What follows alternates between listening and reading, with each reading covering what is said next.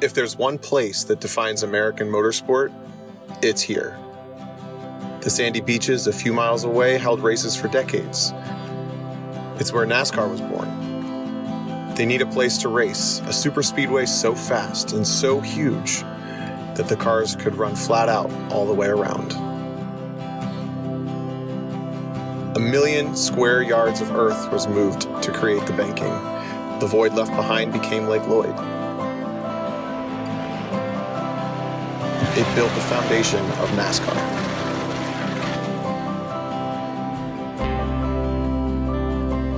In the decades that followed, Daytona became hallowed ground. The trophies here mean more than any other. Win the 500? Put your name on the Harley J. Earl Trophy.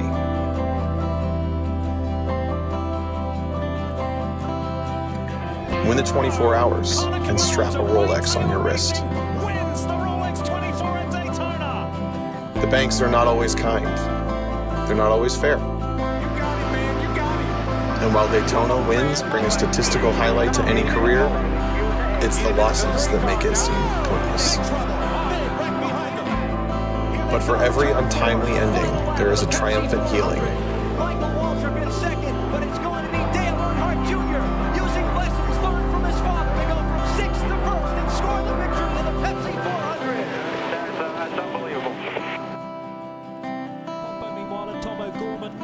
For every emotional victory, a mind-numbing realization.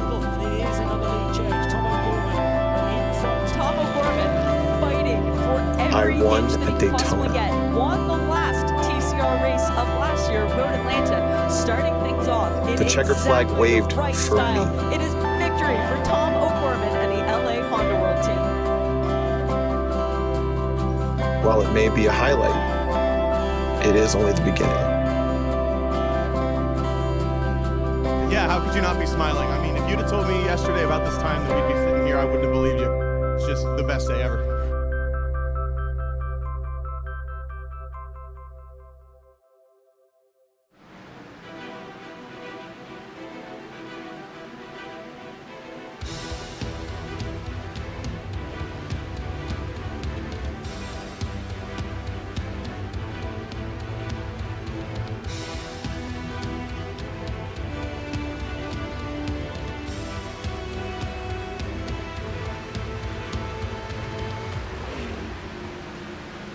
The high banks in Daytona Beach, Florida have long been the site of the opening rounds of NASCAR's season. And even though we're trending towards the end of the warmer months here in North America and into November and December, it is the start of Season 5 for the area Florida Estate Builders Pro Series. Welcome to SimTV. Kyle Heyer, Hunter Sleppy, and Connor Horn bringing you the action from Daytona International Speedway, the start of Season 5 and the Area Florida Estate Builders Pro Series. 95 laps on these hallowed banks, Connor. Welcome aboard and welcome back. Yeah, welcome back indeed. This is going to be a fun one. This is a big night for the Pro Series. I don't have the stats with me, but this might be the biggest field to attempt an area race in the history of the series. We have 51 drivers trying to cram into 43 pit stalls tonight. We have 8 drivers at the moment going home. It is a huge, huge field, and it is a huge night tonight. Huge night indeed. Season 5 kicks off for the Florida State Builders Area Pro Series, and we've only had one multi-time winner here, so there's a good chance that we could kick off the season with a brand new winner, kick off Season 5, Kyle. And it's all about winning, and you're in, and it can start here. You can lock yourself in tonight if you play your cards right. It's going to be a challenge, though, to wrestle your way to the front in such a deep field. And so many go-or-go-homers here, Connor, as far as the field is concerned. 43 slots and 51 cars trying to fill it. And a lot of good drivers in the open class, too. We had one go home Tuesday night for the Truck Series, but we have plenty of heavy hitters potentially going home tonight. Brad Slaughter Jr., the Truck Series champion. Jeremy Miller, he almost won the Area 500 on Monday. Alex Bell, who we've seen. David Weishart, Colin Fambro, Shane Abbey, Ryan Honeycutt, Adam Capps, Tom Borg. And these are only a few of the names. We have, I believe, about probably 18 or somewhere around there open drivers, and these are fast drivers who can win any single week. So plenty of heavy hitters going home tonight. we have so many open cars that there's 3 of them that decide to make their own motorsports group before this qualifying session. So there's kind of an alliance already forming between some of the open cars. That's just how many open cars we have. I believe we have 19 open cars, and there's only so many that can make the show, and some of them do have to go home. One of them, I believe he's in the lobby right now, Ryan Swan. He won the most recent Super Speedway race back in Season 4 at Talladega, so a lot of good names here. And you mentioned before, Connor, Brad Slaughter. He knows how to get the job done at Daytona. Yeah, Brad Slaughter Jr. sitting on pit lane, needs to qualify his way in. Shouldn't be a big concern, I think, for the number 8, but you never know, Connor, this qualifying stuff at super speedways, there is a certain art to it, and you can control your destiny slightly, but with how tight things are going to be across 51 cars, there are no guarantees in this next 10 minutes as drivers lay down their fastest and only shot at a qualifying lap. And you said it right there, only shot at a qualifying lap. And this is probably the most we're ever going to highlight the open drivers. It looked like Jeremy Miller was about to get going, but he's not going to set. He did not like his run out, so he's going to reset. As we got Tom Bourne, another open driver. I believe he only signed up for the Pro Series today as he goes into turn number 1 as with this special paint scheme on the car, Hunter. Yeah, there's a number of drivers that have the special paint scheme tonight in honor of Lewiston, Maine, and light of the recent shooting, but one of them really directly hit home in the area just last night. Shane Tyrion of Sky Motorsports, he's actually from Lewiston, and he lost a few members, close family friends last night in the area, so racing with heavy hearts, and we wish nothing but the best for Shane and everyone going through this tragic event. He has the 3 names of the close friends that he lost just last night. Yeah, right atop the window there, and a tribute to them. And of course, there will be a moment of silence and a pull to the front there of the grid. We're going to have a couple extra pace laps as well this evening. So racing with heavy hearts, but again, I think it's a nice tribute for those drivers and family members who are affected as Shane Therian sits on the pit lane here before he goes out for qualifying in a little bit. Casey Lakatos racing with all sorts of colors on the side of this car. Connor, this is a driver I want to watch tonight. He has been threatening here in area's speed weeks, so to speak. Won the shootout a couple of weeks ago, started on the front row for the Area 500 and running all the series and has really been in contention in most of them so far. Yeah, really kicked off with a bang, winning the shootout on fumes for sure. And then a great finish in his duel. I believe he ended up, I don't know where he finished in his duel actually, but he qualified second for the Area 500 as well, just behind Jake Nichols. He hasn't had the finishes he wanted this week. I believe a 22nd and an 18th in his 2 races, but he's going to try to end with a bang. We've seen him perform the most in the Pro Series car, so we'll see what he can do tonight as we have JT Poole joining us for his 2nd race of the week. Not able to run Cup this season, but immediately to the top of the board in the Pro Series. Yeah, he finished 2nd in the Tuesday night race, so that'll be interesting going forward there. He's actually part of a new team that's previously known as Miller Racing, who's won the first 2 races this season for Cup and Truck. They renamed Low Dollar Racing. That's headed by Travis Beckner, along with Mason Kane, JT Poole, as mentioned, and Connor Euroshak, a new driver to Area iRacing. Yeah, there's lots of new names that we'll have to cover, but not all of them are guaranteed a slot in tonight, so that's going to be a factor here in the next couple of minutes. 24 drivers have laid down times. That's less than half of the entrants we have here. Here's Justin Adesogak in the number 88. Was threatening in a couple of the series here last season as he rockets through turn 4 in a nice fitting tribute. It looks like a Dale Jr. era paint scheme. And we'll see what he's got average finish-wise here across the stripe, or average speed, I should say. 176.476 miles an hour. That will parlay him up into 6th. Nice run. Yeah, it's a junior scheme, but on a Supra. I'm not sure how well everyone's going to perceive that, but good lap there as we have a lot of open drivers at the front. David Weishart, Jeremy Miller on row 2. So 2 open drivers who are likely to be in the field. It'll be surprising if anyone beats them. And Miller is a part of my team. I got a new team in the area this year, at least in the Pro Series. It includes Jake Nichols. very proud to have Jake Nichols on the team. We weren't able to get our charters, but we were able to partner with David Weishart Racing, so a little bit of an alliance between us this season. Got Jake Nichols, Jeremy Miller, and Delonte Ballard in the field tonight. Nichols and Ballard are locked in, but we'll see where the Cup champion will slide in, as I believe he just started his lap. He sure did. So, Hunter, we got our very own Dale Jr. up here. He's got some stake in some of the cars in the field. Yes, I do. It'll make for an interesting night because Jake Nichols has never been in the Pro Series, never competed in a new Pro Series event until tonight. So this will be a fun one, how he shakes things up. And it'll also be interesting to look at Alan Elwood making his return to the area Pro Series. He's kind of had a staple in this with 47 starts, 8 wins, 35 top 5s, and 38 top 10s, over 1,300 laps led with 13 poles. Alan Elwood's going to be fun watching him go through the field and shake things up for Elwood Design Esports coming back. Yeah, and here comes the number 73 of Jake Nichols across the stripe. Average mile an hour, 176.563. That's a 5.51 on the 50-second mark. Puts him third quick and the top of the Toyota so far. And it is a very busy top 10 for that Toyota lineup. 2 Chevrolets in the top 5, and almost the rest of the entire top 10 is Toyota machinery. There's intervals between cars. And Connor, 2,000ths between the front two, 16,000ths between Nichols and Euroshak, and then looking down the rest of the order, it is just exceptionally tight, all the way down to the mid-20s. Yeah, this will put it in perspective. Pole is a 50.532 by JT Poole. A tenth off of that would be Jordan Martin, 50.636. You think that's okay? Jordan Martin's 34th. So that's just, we always talk about it, but we just can't hammer that point home enough at how close this qualifying in the Pro Series can really be. And it really plays a huge factor because of how many cars are going home. Incredible, 8 cars going home, so that gap is even more intense than it ever has been.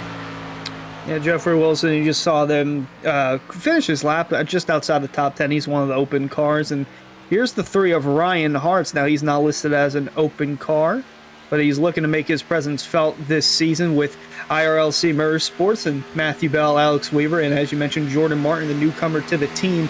7 top 5s, 10 top 10s last year. No wins, but looking to kick things off at Daytona with the win. Noticing the speed there until he had crossed the line. 400-plus mile an hour average, looking pretty good, but 176.53. That'll put him 8th quick. And just to mention, to go back how close things are, Connor, everybody from first down to 22nd is within a tenth of a second. Actually, correction, first down to 36th. Nope, 38th within a tenth of a second effectively. That is incredible. That is probably the closest it's ever been as well. Jordan Martin is that guy who's still the guy separated by 10th. He's now down to 38th as we start to look at the series champion, James Scioli. He was one of the main draws to get Nichols in. A little bit more competition for the 7 maybe, as we saw the 7 kicked off his truck campaign pretty well running up front, but did not get the finish he deserved. He finished 26th on Tuesday night. He's going to try to do a little bit better tonight as he starts his lap.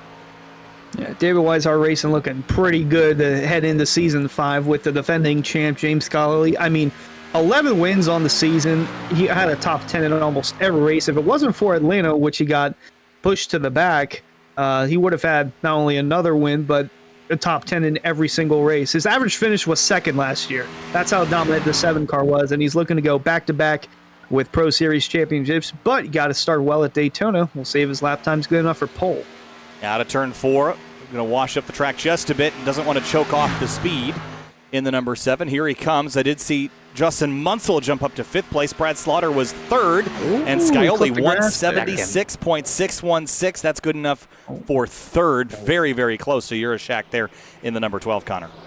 Yeah, incredibly close. I thought it was 2nd, but for my count, they tied. He's just a little bit slower when you get to the other decimal place, I suppose. The last few drivers on track, Bryce Senesac One of those drivers just getting on track, not an open driver himself. He's locked in. He went 50.613. Once again, one of those guys under a tenth behind a 26, but it's only good enough for 38th. Yeah, here's a look at your qualifying results. There's your top 10. We've only got 25 seconds to show you the rest of this list. Let's jump down to the bottom. This is where cars are going to start to get cut from 41st down to 50th. We have 51 drivers. Spencer Brown is the slowest of the group, and he was about 9/10 off. Didn't really get a fair shake at it, but that is a lot of drivers that are not going to be making it in once the charters are factored in. 8 DNQs here, Connor. Yeah, and even on looking at that list, I don't really see many open drivers in this bottom 10. There's a 51st place, as I believe we do have the numbers. Jacob Bell, I can't imagine how difficult this is for him to figure out.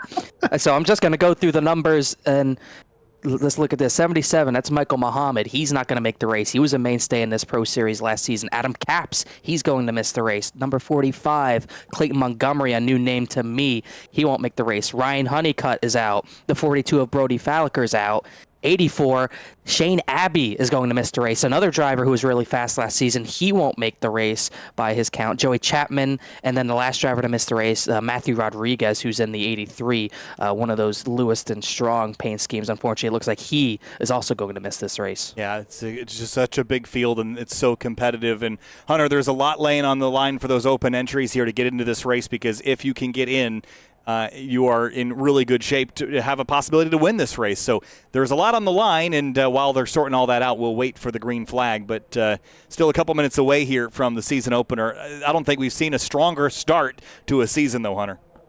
No, absolutely not. I don't think we've ever seen anything like this with over 50 drivers trying to fit in the 43 spots. But looking forward to a good night here, and just looking over how the previous races have gone. We've averaged 3 cautions in this race, and the average starting spot has come from within the first 4 rows. That's critical, because we always say how qualifying doesn't seem to matter at these big super speedway tracks, but Connor, the facts directly oppose that. You can't necessarily expect to drive from the back to the front.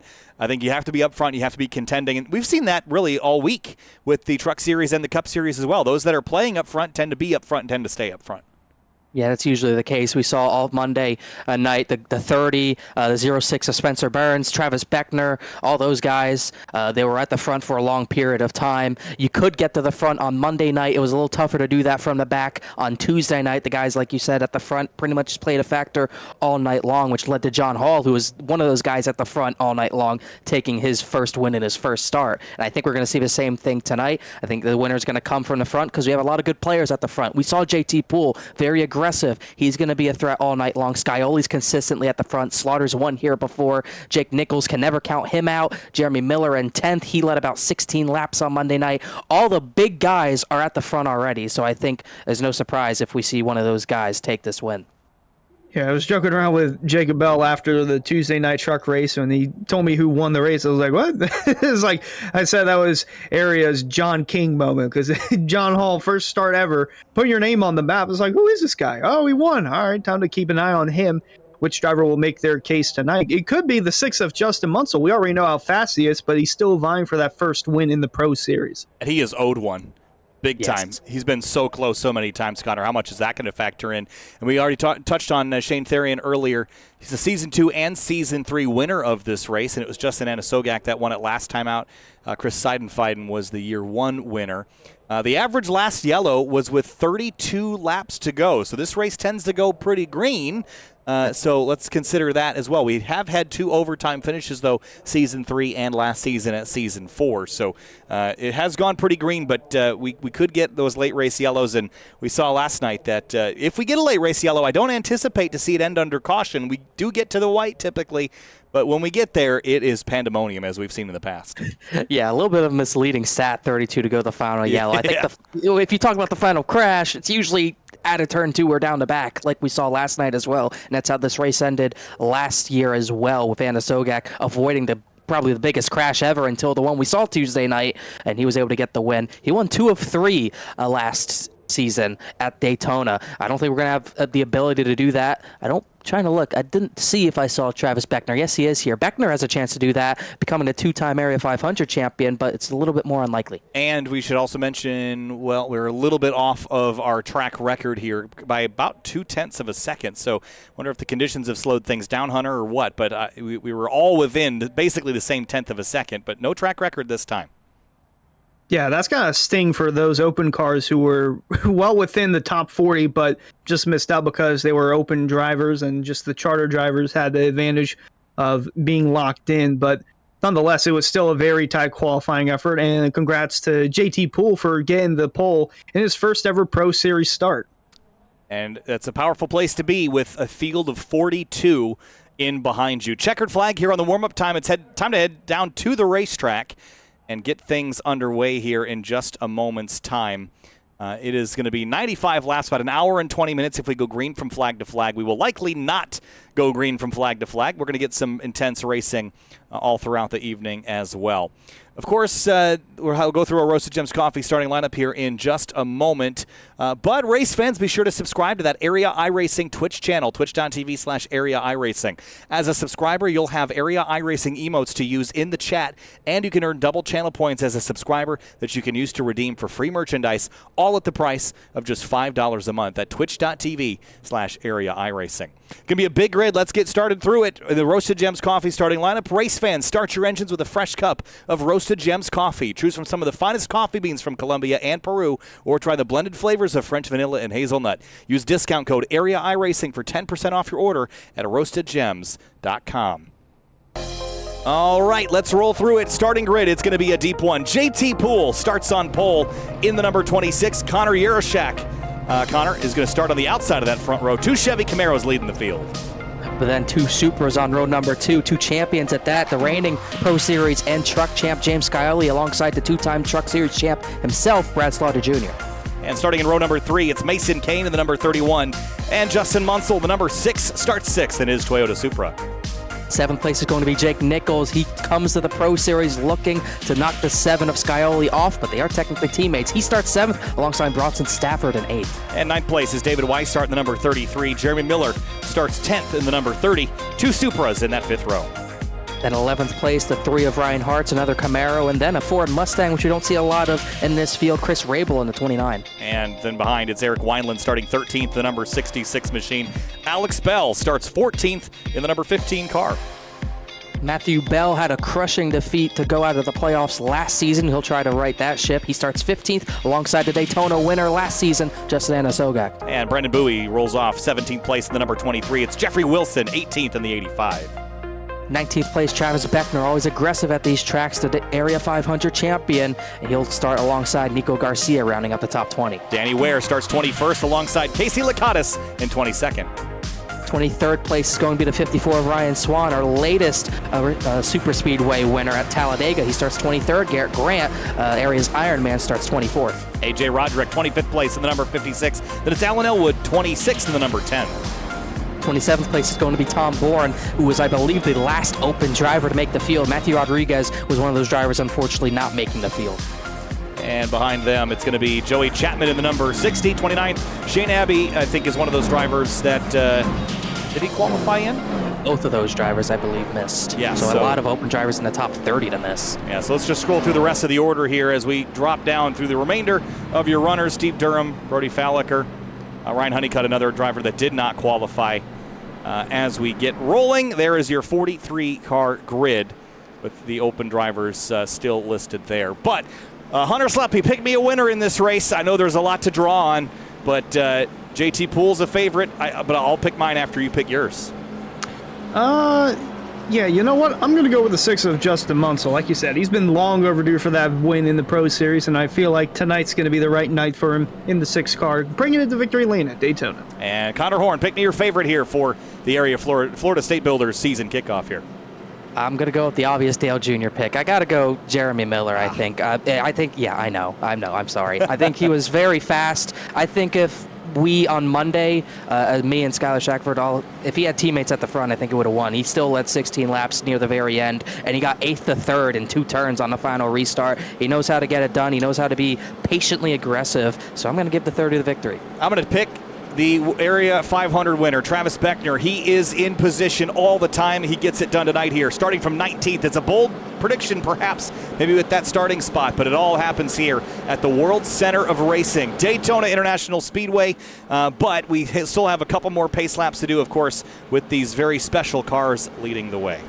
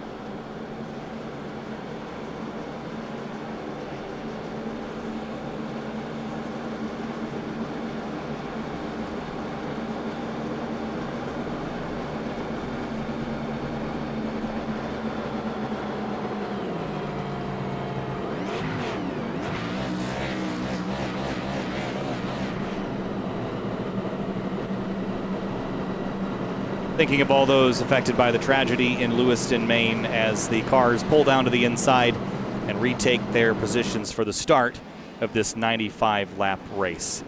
So, got our picks in, and we're about ready to kick things off for Season 5 of the Area Florida State Builders Pro Series. It is a long season with a lot on the schedule. Las Vegas, Kentucky, Atlanta.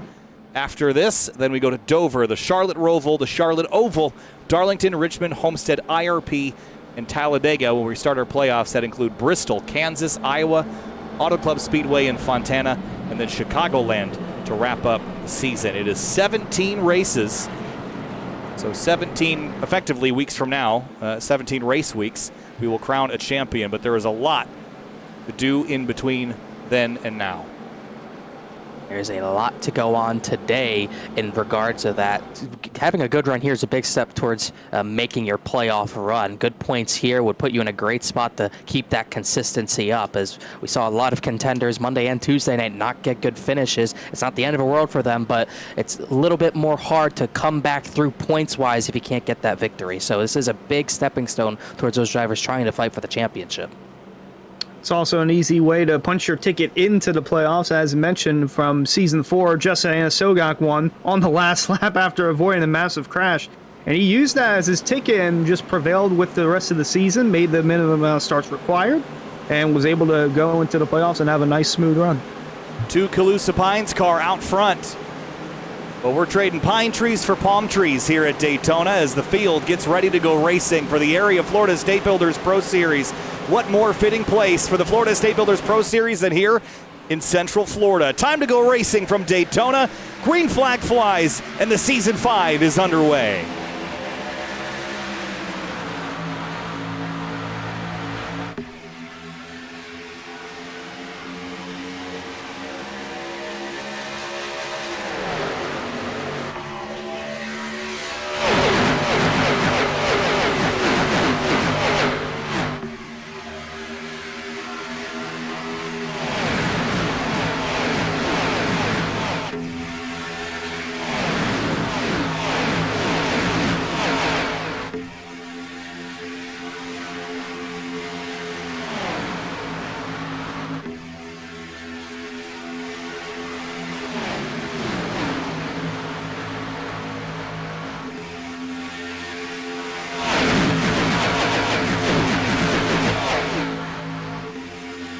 last night they didn't spend a lot of time getting 3 wide. They are 3 wide already mid-pack here, but 2 lines forging the way forward. It is season champ James Scioli, defending champ, on the outside now, who's headed the outside lane ahead of Connor Yurashak in the black and green Calusa Pines car. Connor, first lap, though, is complete as we head down the Daytona Super Stretch.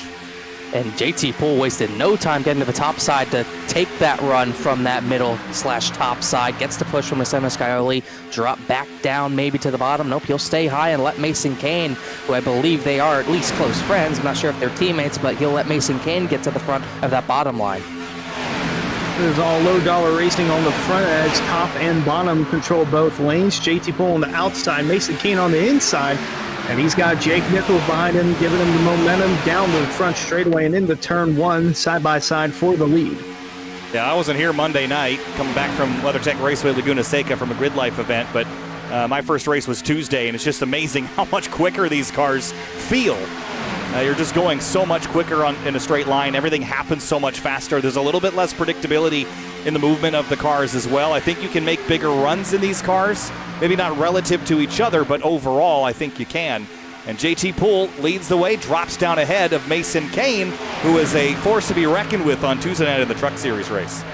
Just couldn't get the victory. A little bit too much damage to beat John Hall to the line as he's going to throw another big block on Mason Kane. That one didn't work as well as Kane had to go take evasive action, but this is going to be a little bit more of a freaky race because I did get intel from one of my drivers. This is a loose race car tonight, so the rear ends are going to be sliding around a little bit more than they would be normally. So once those tires wear out after maybe 20 laps or so, you might see some more action. We look at just Santa Sogok, Season 4's winner from this race. Going 3 wide and actually going to fade back and try to get settled in as we ride in here. Moving behind this 27 of Travis Beckner, who's looking to go 2 out of 3. Mentioned he won the Area 500 not once but twice just this past Monday, and he's looking to kick things off in the Pro Series with the win, but has a little ways to go before doing that. Mason Kane, I just loved how aggressive he was on Tuesday. Thought it would pay off a bit better for him. Was in contention all the way until the very end, but ended up getting turned around pretty late in the game. And you see him tracking up the racetrack up to the high side, and he's going to give up some spots here, Connor. What's the philosophy or strategy behind this? Is it linking up with a teammate? Is it leading the lap and then getting out of Dodge? What's the move here? I think it's leading a lap and just getting out of the way. I think both him and Poole got their laps led. I wouldn't expect Poole to drop back. It looks like Travis Beckner faked like he was going to go with him, but I think there's definitely a case of him wanting to lead a lap and maybe just not wanting to be up at the front. It didn't work for him on Tuesday night, even though he was very aggressive, so maybe a little bit of a different strategy tonight. You're starting to check up there because of the move that Beckner did and got back in line with Santa Sogok on backwards, but Kane's still in that outside lane trying to find a hole to get in. As Al mentioned, we got JT Poole leading way on the outside. Jake Nichols down on the bottom. He's got a 33 of David Weishart pushing him down low, heading into turn 1, still Poole by a nose in front. That's a pretty stout combination between David Weishart and Jake Nichols, and just like that, they're 2 Toyota, make that 3 Toyota Supers. Eric Wineland is third in line on the bottom. We didn't really talk a lot about Wineland in the pre-race show here, but 13th up to 6th. He's moving forward pretty early here and has 2 very quick drivers ahead of him. But that outside lane, a bigger push and then a dive to the bottom by JT Poole, who's been pretty aggressive in commanding the lead here in the number 26. I wonder if he'll keep this up and go back to the middle, or he'll stay stout on the bottom. Scioli and Connor Yurashak is going to work together pretty well here, even just the 2 of them bumper to bumper. Brett Slaughter Jr. giving those 2 room to bump draft, but like you said, that 26 very aggressive, and he's putting his mark on this race already with the 73. Now back to the pushing roll. And Eric Wineland, like you said, up through the field, as has been Alex Bell. He started 14th. He's up into the battle for 9th. Still trying to feel off the water jet. Seeing some 3 wide here and there, but it's mostly double file as we have some blinking in and out. And it looks like Beckner actually just went up to that outside lane, getting some clean air on the nose, maybe a little overheating issue for that 27. We've seen him do that a couple of times. Oh, almost a moment there. Looks like that was the 56 of A.J. Roderick. Yeah, I was just going to point out that he had a pretty sizable slide there in right here as he tracks up the racetrack. He did bring it back down, but that car walked up the hill on him entering turn 3. So that's something that, Connor, you mentioned is that, whoa, big split middle 3 wide here, that these cars are a bit loose and maybe a bit unruly, especially once you start burning tires off. But Miller, that's not slowing him down. He's middle 3 wide. Oh, and he's looking middle maybe again. Beckner went to the top side, pinched him a little bit, and it got tight. Beckner has help from the former winner, Justin Sogak, so those two are going to tandem to the top, and you really want only 2 or 3 cars up there to make it work, and you could see why they are flying 5 miles an hour faster than anyone else on the bottom 2 lanes. Surprised no one's jumped up with them, try to get a little more momentum push and make it a 3-wide battle for the lead. Nonetheless, it's still those two on the outside. Going to get tight off turn 4. They still have a run going, and they might make it 3-wide before they get to turn 1. Jake Nichols is going to lead this lap, but here comes Beckner and Anna Sogak on the top. Yeah, real big push there, and they're going to take that all the way to the pointy end. Beckner into turn 1 is just 8 thousandths shy of the lead, and now the middle groove gets a big push back. Scioli and JT Poole re-accelerating here. Now that outside lane momentum is dying, who's there to help push it? And that middle groove again with the 12 in the center, Connor Urashak. Now they're all kind of dead heat, Connor. Yeah, the issue, you get the tandem up there, you can get to the battle for the lead, but if you don't get clear, where do you go next? You go right back to where you came from, because that pusher needs air, and you're not going to get any stuck to the top side, so they'll likely drop back a little bit here with not much left for the 88 to really give at this point, as you can see them dropping back a row or 2. Yeah, falling back just a little bit, and wanted to touch up on Anna Sogak. He made the jump to Central United Motorsports in the off-season, so looking to get things going in the right direction with them, as you saw Casey Licata's up here just a few moments ago. Now they're starting to fade back just a bit more as Poole and Nichols stay side by side coming down the backstretch. And down the back straightaway here, just a quick look at laps led. JT Poole has been the dominant force in that category so far. 6 laps. We'll keep an eye on this all night long to see who's been, clicking away on the clicker the most laps out front. Not sure how much that matters once that white flag waves, but at least for now, it's just an interesting note. I don't think it's mattered all week. I don't believe the driver who's led the most laps has won the race either, the 2 races we've had this week. So we'll have to wait and see as things are getting a little bit more dicey. Euroshak's going to be the first one to jump up to that top side. He's going to get the push from his teammate Travis Beckner, and that third lane's got a lot more power this time into turn number 1. Yeah, Low Dollar Racing making their presence felt early. The only one not up there is Mason Kane, and he was already up there, but wanted to get out of harm's way, and the rest of his teammates are over here contending for the top spot as Nichols continues to lead on the bottom. But they've got momentum on that outside. Euroshak got the lead for the moment. It's going to go down low and get the run from JT Poole, leaving Beckner and Sogak on their own in turn 3. They've been able to hang up there with just 2 cars, though. They haven't needed a 4 or 5 car group, at least to keep pace. I'm not sure that they're going forward at the moment, but they're not losing all that much time. We see the return of maybe the 2-car tango in some capacity late in this race. The Calusa Pines car splitting the energies between bottom and middle. Urashak on the bottom and JT Poole in the middle. And James Scioli now giving Poole a big shove. Jay Scioli would just hope to get clear and have Brad Slaughter push him maybe to the lead, but I think he's just playing nice for now. No reason to really mix it up and try to go 3 wide with an aggressive move. He's perfectly fine with just pushing for the time being because he knows he's just going to try to play it right at the end when he doesn't need the push. Good view going down the backstretch of just the strong runs that the outside end, especially the middle lane, had. And then the bottom got stacked up going into turn 3, so you have the run carrying through the corner, but off the turn, that middle lane starts to get a little more of an advantage. JT Poole might have the lead at the line, but the bottom's still pushing through with Euroshak leading the way, and now Beckner and Anna Sogak trying to get in line, and Beckner blinking a little bit as they head into turn 1. It's amazing how quick these laps tick away when you're under green flag, and 13 laps in. Fuel window should be about 30 to 37 to 43 laps, somewhere in there. That's what at least it was on Tuesday as far as fuel runs are concerned. Big key there, pit with a group, but not too big of a group, Connor, because if you go down with too big of a group, you'll crash into them. If you go down with not enough people, you're going to be slow once you leave pit lane. So that's a dance that everyone will be talking about. And then, of course, do not hit the brakes when you're still above that yellow line or you will go around. Yeah, we saw both of those come into effect. We saw a big group pit, and we had contact, and then we saw drivers hitting the brakes above that line, causing a crash, I believe, for Eric Wineland Tuesday night, which was the cause of that. So you got to be careful, got to know where you're pitting. You got to go very low if you're an early stall, which is very important tonight because of having a completely full field, just like we've had all season 1 week, all week long. So you got to know where you're pitting. You got to know who you're pitting with, especially. I think a group of 6 or 7 is the sweet spot, and you got to know who you're pitting with.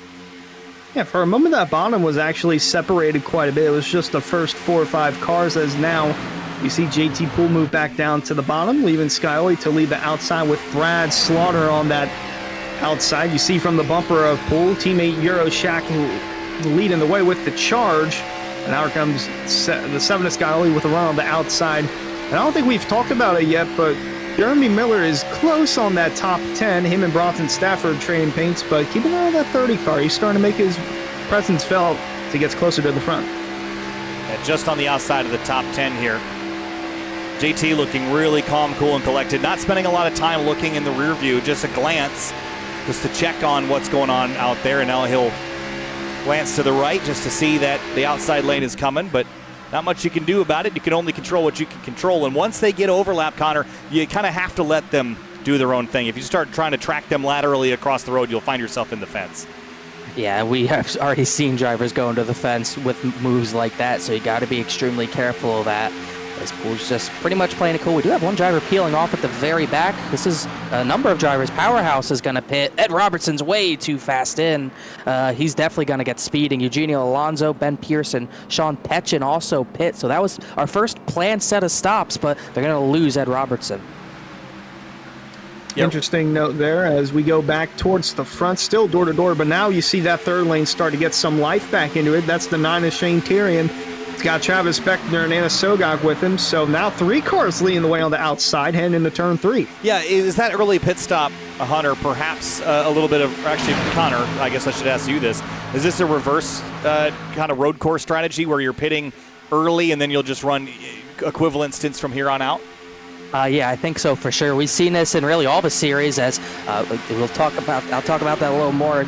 We got lap 15. You do the early stint early and then get a better run to get closer to the front to the end. But besides that, we have a new leader, and it's all the way from where he started. Trying to see where he started. He started back in 34th, and Shane Therian has gone all the way to the race lead.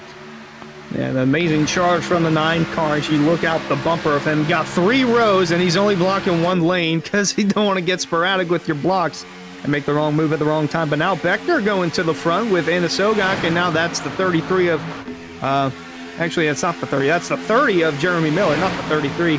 The Maco's Tool Machine, 3 wide for the lead, coming off 4. So many cars in one spot here as we rocket up onto the front straightaway. Underneath the start stand, still 3 wide, 3 deep. And tell you what, they have been pretty calm, cool, and collected. Last night, or I guess Tuesday night in the Truck Series race, they were 3 wide for most of the race, but it was a little more frantic at times. We've been 2 wide most of it, 3 wide some of it, but everything's looked pretty controlled so far. There is lap traffic on the horizon, though, with some of those cars that just pit. Looks like Ed Robertson, by the way, I think he might be out of this one.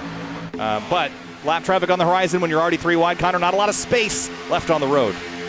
Robertson just came back and parked it, so maybe he is done. We'll have to see. But yeah, lap traffic 3 wide, not what you want to see, especially when these drivers are slipping and sliding out of the corner. I don't think any single car is keeping it smooth out of the corner. The rear end's definitely coming loose as we're almost 20 laps in, I would say halfway through this run just about. So when they get 3 wide, it's not going to be a situation where those 3 drivers who are about to be lapped are going to go to the apron. They're perfectly capable of running as fast as the leaders, so they're going to have to stick bottom, I would assume, and they got to hope that something crazy doesn't happen.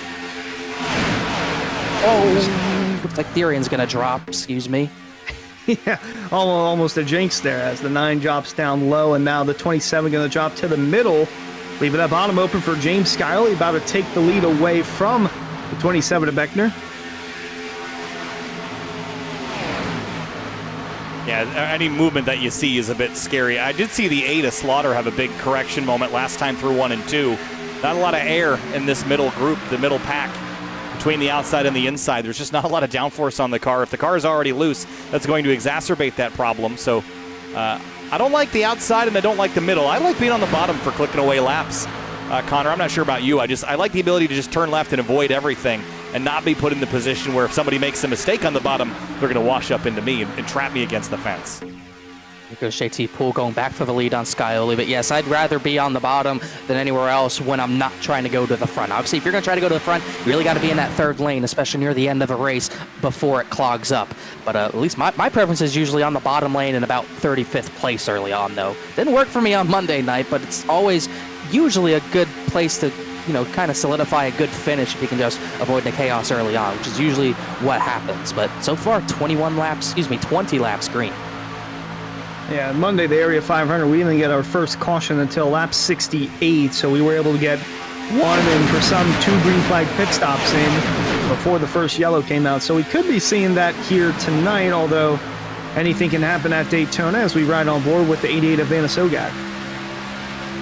Yeah, push the 27 up to the front, and then they've now gotten disconnected.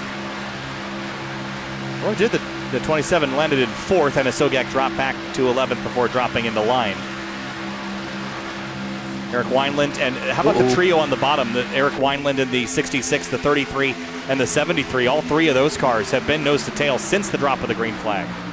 Meanwhile, Scioli's going to drop. JT Poole put a block on him out of turn 4. Scioli went to the third lane, hoping he'd get help. He did not, so he's going to start the fall big time here. So Poole's going to lead that middle line with Beckner helping, and that puts Justin Munsell third in line in the second lane, as Jirochak still leads that bottom lane with help from Brad Slaughter. Yeah, great show of dominance here early on from Low Dollar Racing, from all the guys around, from Mason Kane and then Jirochak, JT Poole, Travis Beckner as well playing his part. I mean, this is just great to kick things off so far.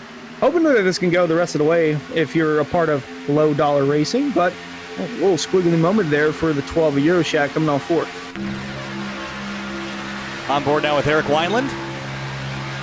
Started 13th, went all the way up as high as about 6th place, and then is just riding along, ticking away laps. He's always one to think about strategy, but in his position, and I think in a lot of drivers' positions, there's not a huge advantage to doing any crazy alternate strategies. You just don't want to be on the exact same lap as everyone around you.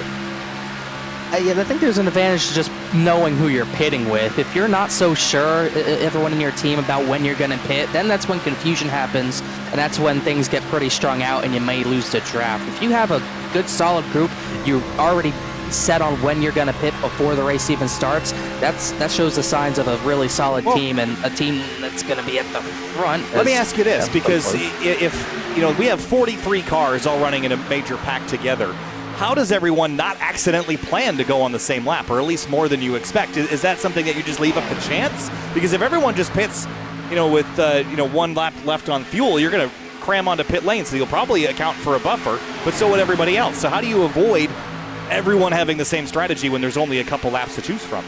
We leave it a little bit up to chance, because a lot of the time you're not going to see these teams pull out and tell everyone when they're going to pit. Usually the guys at the front are not going to say pitting in like you would with your hotkey. You just kind of pit and try to hope that no one's coming with you. And when you do have those drivers pitting in, you try to avoid them as much as possible. If you're ahead of people who are coming in, you just won't follow them in. If you're the guys at the front, like the Volusia Pines, the Low Dollar Racing teammates, contact between Poole and Munsell there. But if you're a few of those guys at the front trying not to follow everyone in, you're just hoping that no one does try to come on your strategy, because at the front you can't really guess when everyone's going to pit. It's kind of up to chance at that point. And like you said, I think there are going to be drivers today kind of putting it on chance. Yeah, close moment there with the 6 of Munsell. My goodness. Sorry, Poole almost got burned. They're really getting close with it up front as they continue to lead the way. Travis Beckner actually going to lead on that outside, but Poole coming back on the bottom, and Beckner holds control of the middle.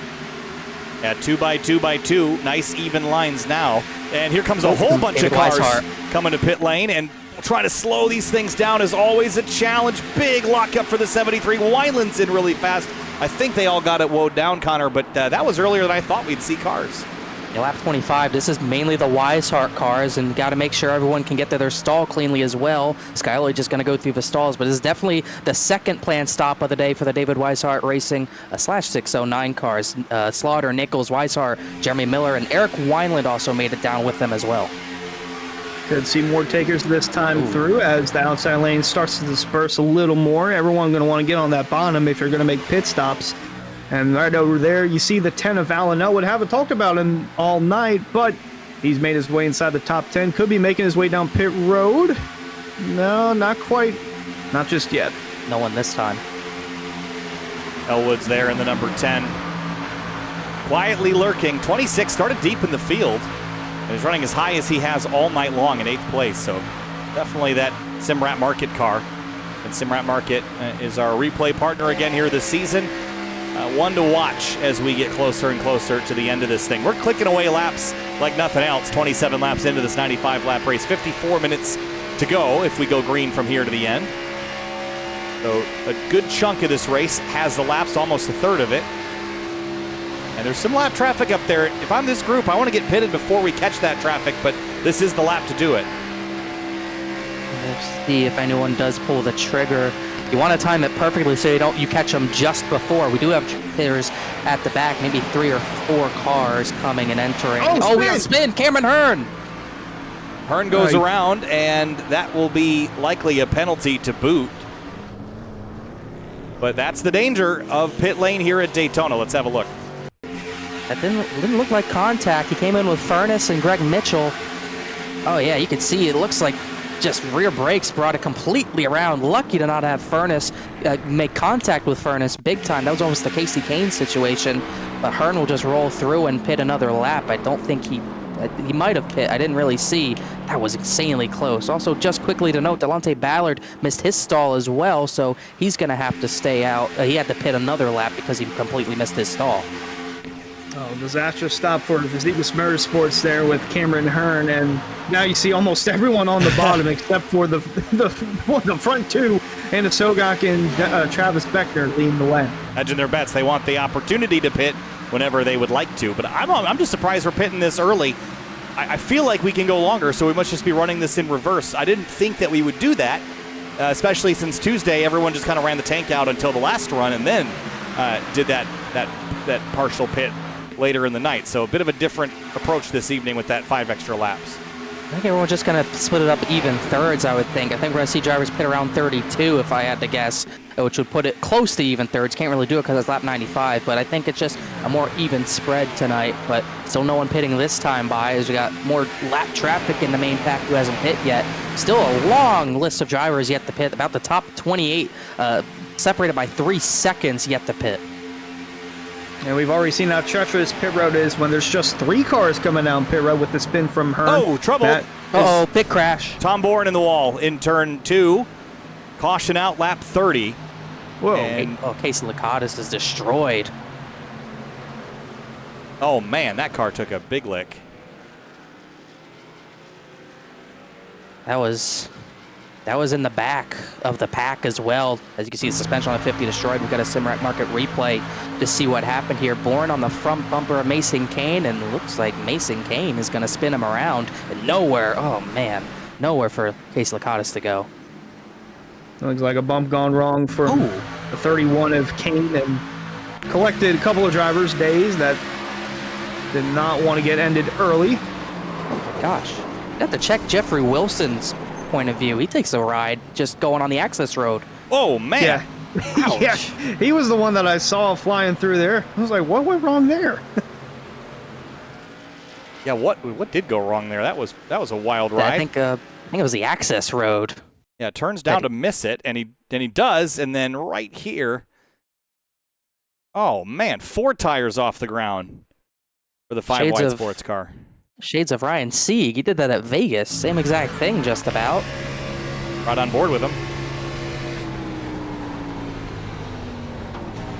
I'm sure Mason Kane's kicking himself. He got to the rear to kind of avoid that. Oh. There's that hit for Wilson. Huge hit there, but he got to the back to avoid all that and ends up being the cause. You know, Wilson tried to turn into one of those planes that land on the backstretch of Daytona. Yeah. Oh. Wow. All right, so first yellow of the night, and right in the middle of a pit cycle, with roughly 2/3 of the field had yet to pit, but 1/3 did. What happens now? Well, I don't think their strategy is going to change. They're just going to not pit and cycle out to the front, which is a big break for the powerhouse cars because they were not going to cycle out very well. They were losing a lot of time to this main pack. but it will work out very well for them. And also the David Weishart / 609 drivers are going to cycle to the front as well. And I believe we should see them cycle to the very front. There's there are quite a few bit of drivers that are missing their pit stall. That's no surprise. Oh, man. 43? That just missed it by a mile, Matt Bell. I think we got guys sharing pits too. Alex Weaver and JT Poole are having to share a stall. I forgot we don't have 43 stalls anymore. There's yes, but also some of the cars that qualified also factor into that equation? They must, right? Yeah, yes, they do. I believe you're right. But yeah, because Alex Weaver, trying to see where they started. They started 41st, so I think that definitely plays a factor. Cars out of the pit lane. Where are the Fords in that stacker? There is just not a lot. There they are. There's 3 of them in the bottom 10. This is like the real Xfinity series. Yeah, that's tough. Not a lot of blue ovals. There's Penske when you need them. Chris Rabel repping the Fords, the only one in the top 30 right now. That's a lonely feeling. I would bet so. I think it looks like John Furness, he's going to have to take a wave around. I believe Cameron Hearn was trying to, but I don't think he's going to be able to.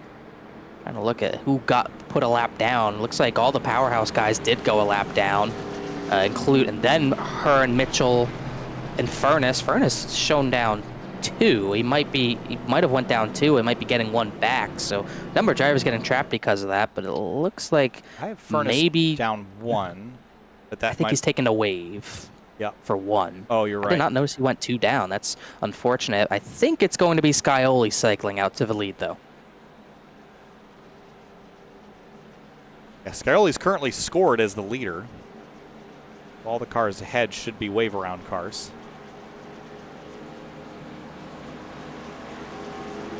One to green.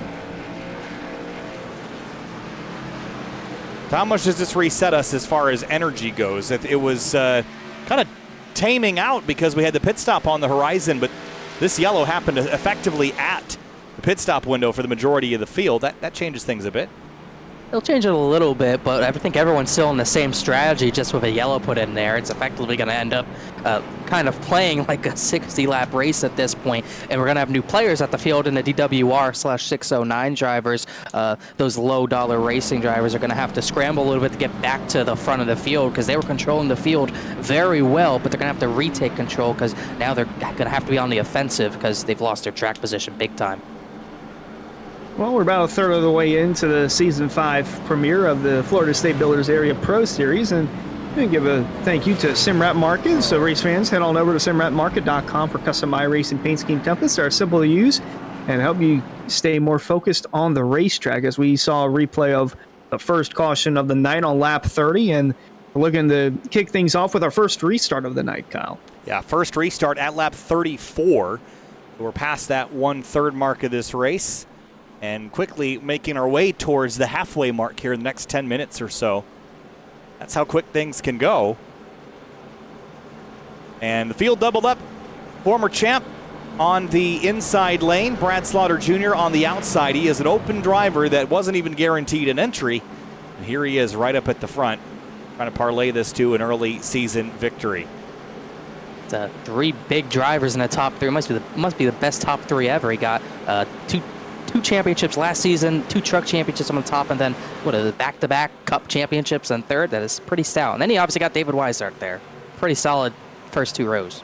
Pace truck's off and restart lap 34 back in the restart zone. Green flag is back in the air here for the Area Florida State Builders Pro Series season opener from Daytona. Nice even launch for those front 2.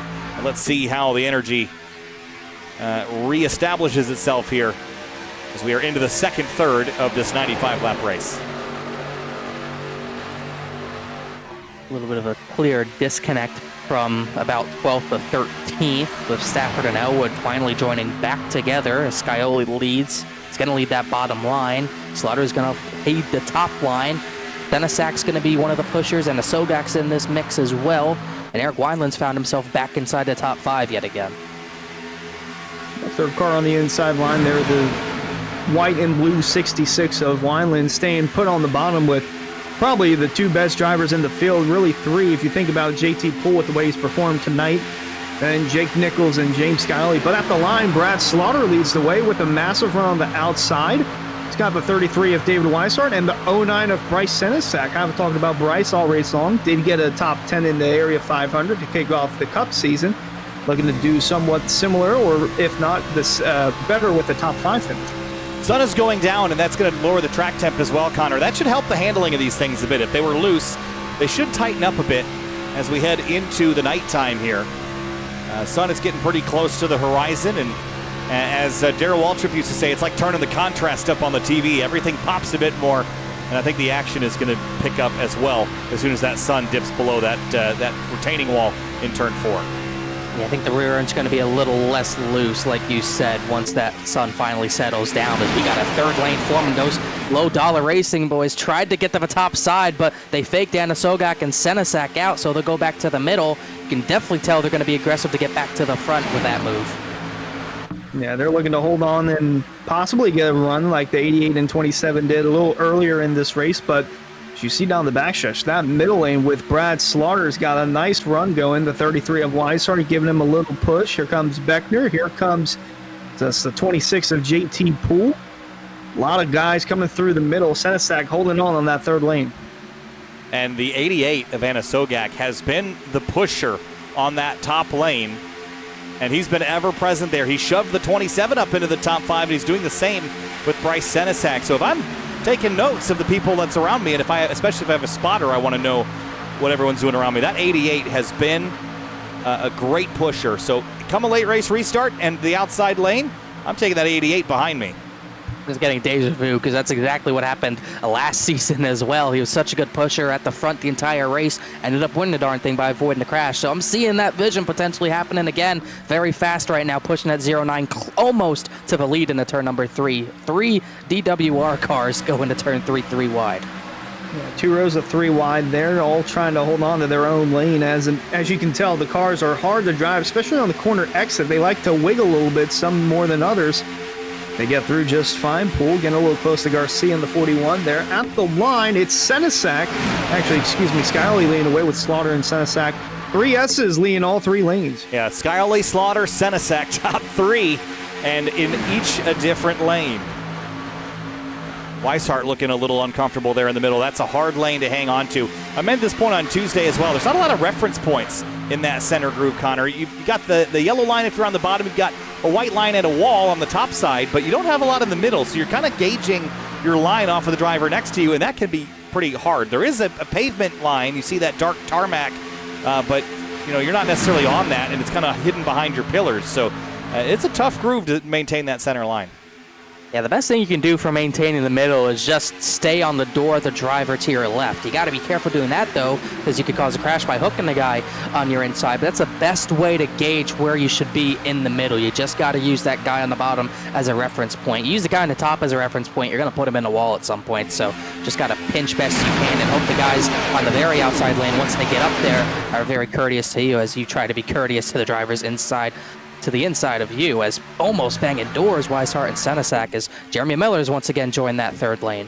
Just about to say, he made the massive charge from the middle all the way up to that outside lane, the third car up there, the number 30 of Jeremy Miller, and he got a podium finish in Monday night's Area 500 after restarting 8th on that last restart, only making it to turn 2 after the caution flew for our incident in turn 1, but looking to capitalize on things here tonight with the win. 3 wide at the stripe once again. It's Scully leading the way, but Senesac's not giving up on the outside, and Slaughter holding still in the middle. It's really tight. This looked a lot like the truck race did on Tuesday, where you're just kind of 3 wide and kind of landlocked, cars in the wall, and everybody scatters. The 88's in the fence, bounced off the 30, the 6 of Munsell fighting for control, and Sogak pounded it, and that is bad news for the 88.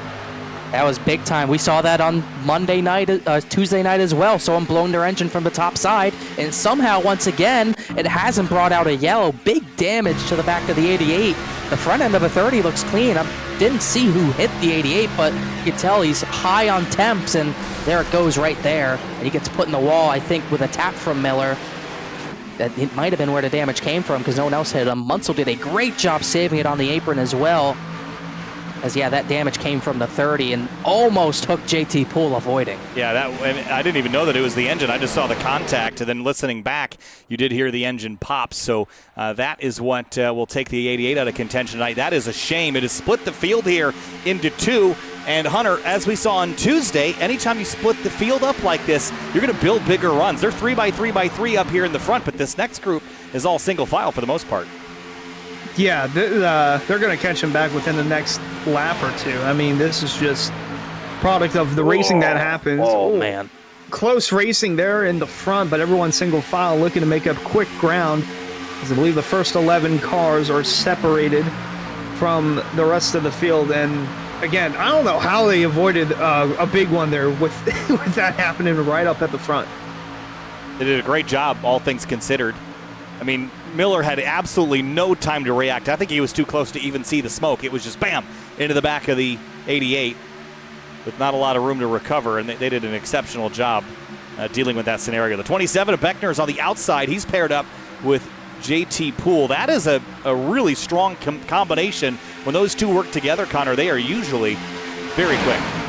And to bring Connor Yaroshak with them as well. So because of the 88 blowing up, it's brought the low-dollar racing drivers to go to the top side and try to take control of this race right back. So that's exactly what they're going to try to do. But the DWR drivers on the bottom, 2 lanes, still making it work just good enough. Beckner sideways. Those 3 want the lead right back. Beckner's clear, and he's going to try to take it. Not clear.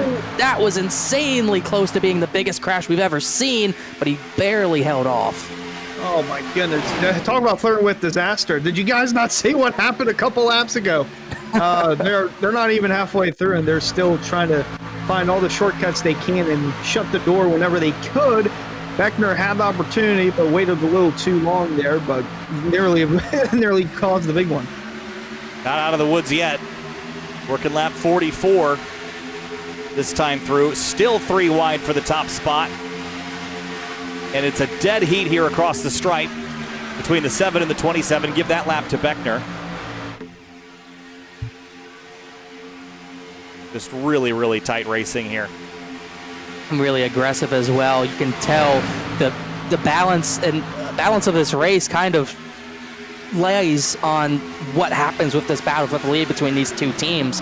Both fighting for power in this battle for the lead as we get closer and closer to halfway, as the 8 of Slaughter blinks out big time there. Don't want to have that happen. And that ruined the middle lane's run as well. Beckner is so close to clearing, but you got to think he's trying to clear his teammates as well, as Garrett Grant's about to join that line. Another one joining the line on that outside. Oh, Cameron Hearn, excuse me. Yeah, that's the 4 of Cameron Hearn. He spun out coming down the pit road with just 3 cars, but nonetheless, there's still speed underneath that 4 for Fazekas Motorsports, and look at this tight 3-wide formation all throughout the first 4 or 5 rows heading into turn 1. It's hard to express the amount of precision that's needed to do this lap after lap after lap. At Talladega, you wouldn't think a whole lot of this, but at Daytona, this is a narrow racetrack to have 3 cars wide, doing 185 plus miles an hour all the way around. Just have a look at this average speed of Scully's last lap, 187.8 miles an hour average around this racetrack, almost 190 average at his best. So the pace is fervent, and the amount of precision this takes is just unbelievable. Yeah, incredibly tough, especially with how close the drivers on the bottom have to be to that apron. At any point, someone like Scioli, Jake Nichols, Senesac, they could clip the apron accidentally, and it's everyone gone. You got to be careful. Big run on the top. Beckner could get clear. He's going to go all the way. He's going to get to the middle. He's not going to go to the very bottom of the racetrack, because Poole and Yaroshak are going to try to work together to get in front of a 27 as well. As Beckner try to check up the 8, he really might have. Slaughter's weaving here. Middle line was stacking up there, and the outside lane going to try and take advantage of that. Poole, Yaroshak, and the 4 of Hearn leading through, and now Poole's going to go ahead and lead the middle, and he can go down to the bottom if he wants to. Tight racing up here for the lead. Here comes Scioli on the bottom with Weishart pushing. Actually, that's the 73. Whoa, wiggle, big wiggle. Oh, big push. My gosh. JT Poole's working the wheel right now, and he was relaxed earlier, but you can just see the intensity's picked up a little bit just in the body language there, a little stiffer than he was. 47 laps in, we're past the halfway point now. Go, go, go. 8 drops in line ahead of Weishart. Get all of them down in line. I wonder if they're planning on an even earlier pit stop potentially to counter these low money teammates. As it's now Poole and Beckner alone in the middle. I think this Bronson Stafford in behind them now, but laying off them a little bit. Euroshak and Cameron Hearn still trying to fight to get back to the middle themselves, but they're losing steam on those top 2 lanes, and Skyoli's almost back to the lead. And still the 2 drivers on the outside heading towards the front. Euroshak and Cameron Hearn. Now they got a 3rd car that's looking to join them. It's a bright white car from what I can tell. Looking to make their presence felt. Yep, and Euroshak going for it. Lines up with JT Poole. That will work out. Cameron Hearn now leading the outside lane with assistance from, who's that car in line? The powerhouse car. That is Ed Robertson. He is 2 laps down. Yeah, he's not in a fight for the lucky dog either. Excuse me to cut you off. Furness is at the very back in line for the lucky dog, so this is just, I guess, maybe to help teammates if they get up there. Coming through turn 4, and things seem to have calmed down for the time being. It's still the low dollar racing teammates running 1, 2, even 3 now. Euroshak, Poole, and Travis Beckner. Skyoli, the first one, not a member of that team, running in the 4th spot. On board with the 6 of Justin Munsell. So it's a little more calm behind the steering wheel. He's got the 61 he's closing up on. That's Bronson Stafford. Yeah, after running 3 wide for so many laps, 2 wide is going to feel like a piece of cake. So this is a second to take a breath. Talk about strategy, talk about pit stops here. We're about 45 laps from the checkered next time by. And so a split down the middle there, that's what, 27-ish laps, Connor? So, well, look at the 61, Bronson Stafford to the outside. Going to split Beckner 3 wide, who's going to get sucker hold here, but he's got Munsell to assist him. Does anybody help the 61? Thought Munsell was going to go with him, but doesn't seem to be the case. I wonder if that was him wanting help or just knowing his temps are bad and just deciding not to even risk it. As we just saw what happened with the 88, no reason to risk it with still over 40 laps to racing to go. But as far as pit strategy, I think we're going to get only the 1 stop. Trying to see, we restarted around maybe lap 35, no, closer to lap 34. So I assume everyone's going to be going to around lap 65, but you could see those powerhouse cars or any other team try to pit around 55 to just get the pit stop done earlier. On board with the 3 of Ryan Hartz in the BetMGM Chevy Camaro, trying to get that outside lane back to the promised land, and Travis Beckner is doing just that, leading that lap by. Euroshak and JT Poole still leading the way on the bottom, but the 3 is getting closer and closer to that top 5. On the left-hand side of the screen, laps in stint since we've gone back green, or since really they've effectively come down to pit lane. So Skyoli's got 25 laps on this tank of fuel.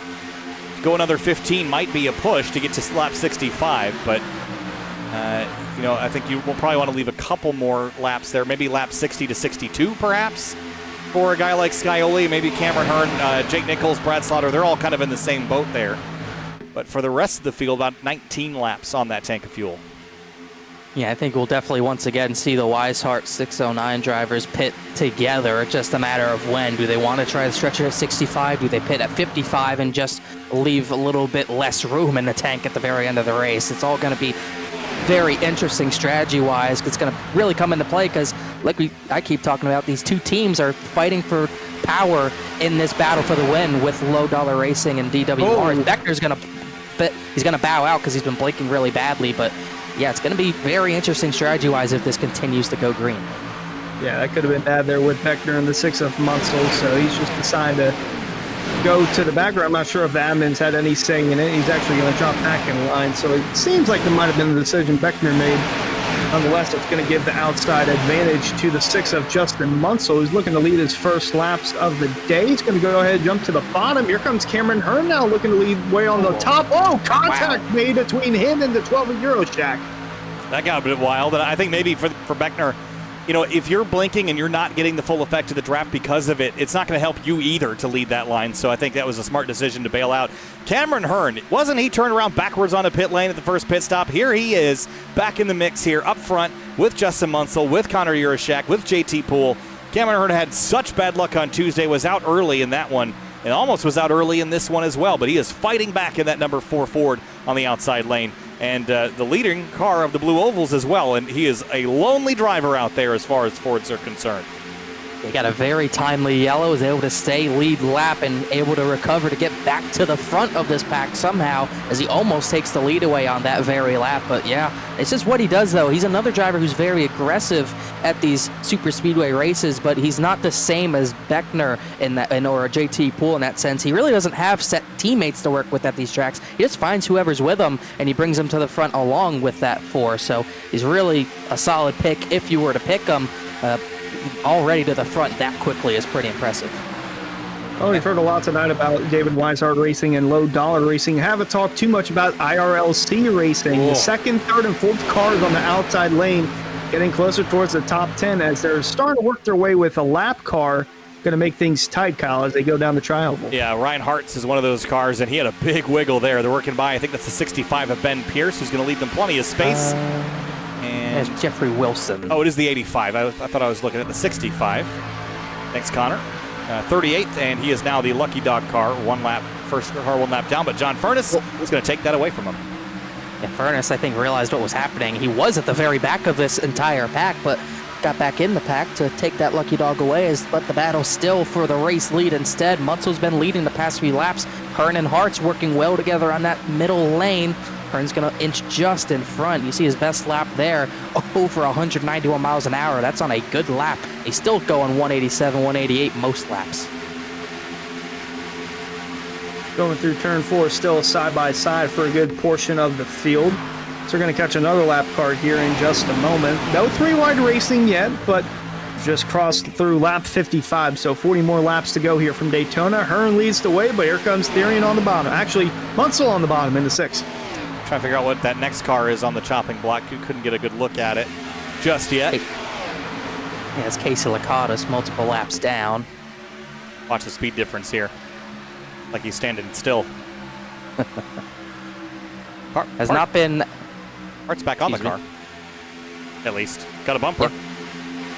Yeah, and we were talking about how good of a speed weeks he's had after the front row start. Just nothing's gone his way this week. Finishes of 22nd and 18th. It's going to be another abysmal finish. Unfortunately, what was a really promising start is going to kind of not end up the way it probably should have for Lakatos.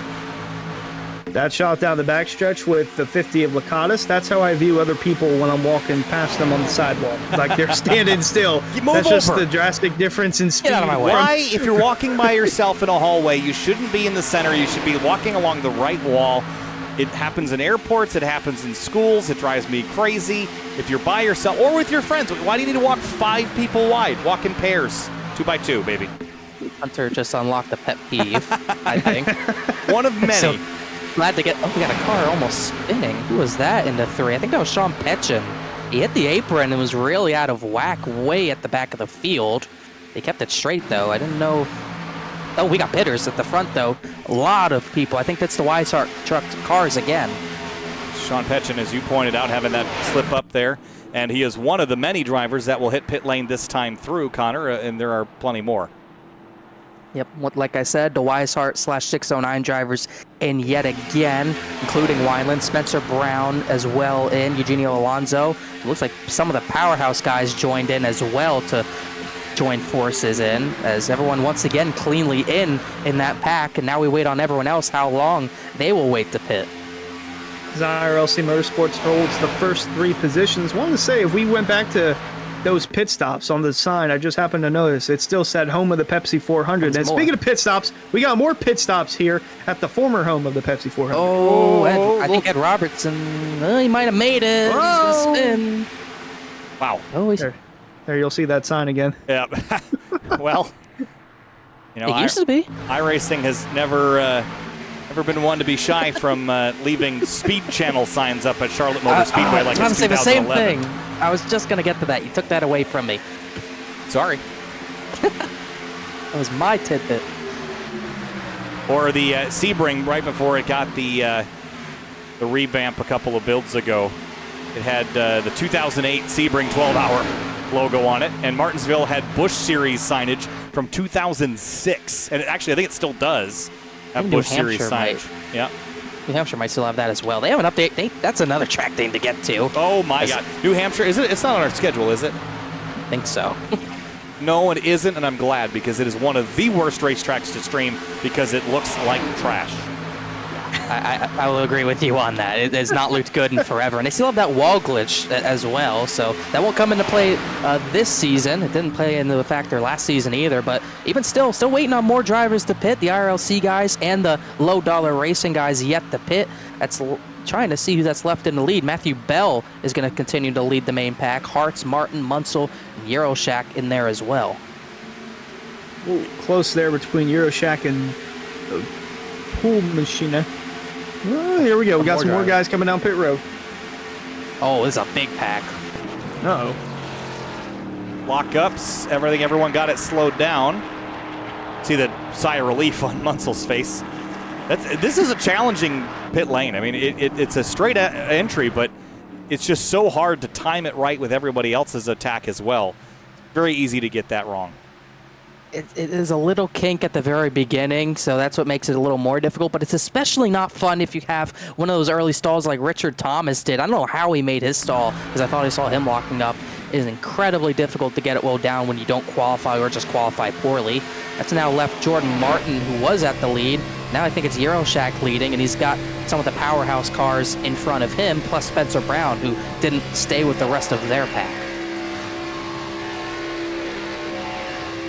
Interesting look from the 26 of Pool running second here, but has a mixture of cars in front of him and behind him as they're still looking to make their final pit stop of the race.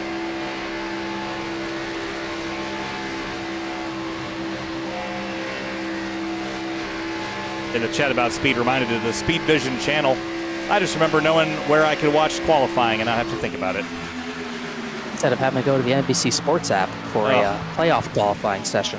All I want is an app that I can pay for that has everything and is ad-free. I just want F1 TV, but NASCAR and IMSA, please. Please. And no, don't say Peacock. I'll ban you. Here we go. Pit lane. Going to be very, very busy. Watch the 3 and the 43. They're getting very tight together. A little lock up there for the 12. Going to be tight for Euroshack. I'm not sure if he made it. It's going to be close. Looks like Low Dollar and IRLC joined forces. Matthew Bell cuts across about 3 drivers' bumpers there, but looks like everyone's going to get in their stall. This is kind of the ideal pack that you would want, a smaller pack like this to enter the pit road as this lead pack forms up again. It's going to be... This is actually going to be the pack that cycles out to the front, and out of nowhere, Garrett Grant cycled out to the front. Garrett Grant, yeah, you're right. He is going to... That is odd. I don't know where he came from. Yeah. So, well, here's what his night has looked like. Started 24th, ran as low as 36th, and no higher than 15th until this lap. 9th. And he's going to cycle even quicker than that as they pass this group on the bottom, in theory. This is a big part of what might happen here. Is there cars sideways in the background? And yes, there is. Big crash again, turn 1. And it looks like Swan's going to spin. Munsell and Delonte Ballard have crashed. Munsell's trying to climb the banking there. Delonte Ballard got a big piece of it. Oh, that is a huge break for Low Dollar because they just came off the pit road and they're going to assume the lead. Let's have a look at it. Saw it in the background. Oh, what happened? Oh, wow. Ballard lost it. That is odd. Ooh, big hit there. It was just these two, I believe. They managed to contain it amongst themselves, but that was very strange looking. Ballard swoops up, and yeah, it just comes, the rear end comes out. We saw that earlier. I forget who it was, but they caught it, and this time Ballard was not able to catch it, and there's just nowhere for Justin Munsell to go. No, Munsell didn't really do anything wrong there at all, and that is surprising to me. I mean, it looked like he had a tire go flat, but we know that's not the case. We don't see that kind of thing a lot, even with loose setups here on super speedways. Yeah, definitely very odd because it looks like it almost looks like to the point where it was never even out from under him. It was a great job by AJ Roderick to Bell as well. A few drivers did a great job getting through. Watch this. Say that to give the 09 a Senesac a scare. Oh yeah. Oh, that was great. Slammed that thing down on the apron. Welcome back to Sim TV, Alex Bell. Yeah, it's been a while since we've seen him on here, but watch how aggressive he cranks this NZXT car onto the apron. Bam. Yeah, I think in real life that is hurting the car. He's even might have gotten door damage from it. He did get damage from it. Wow. But that's much better than totaling a car.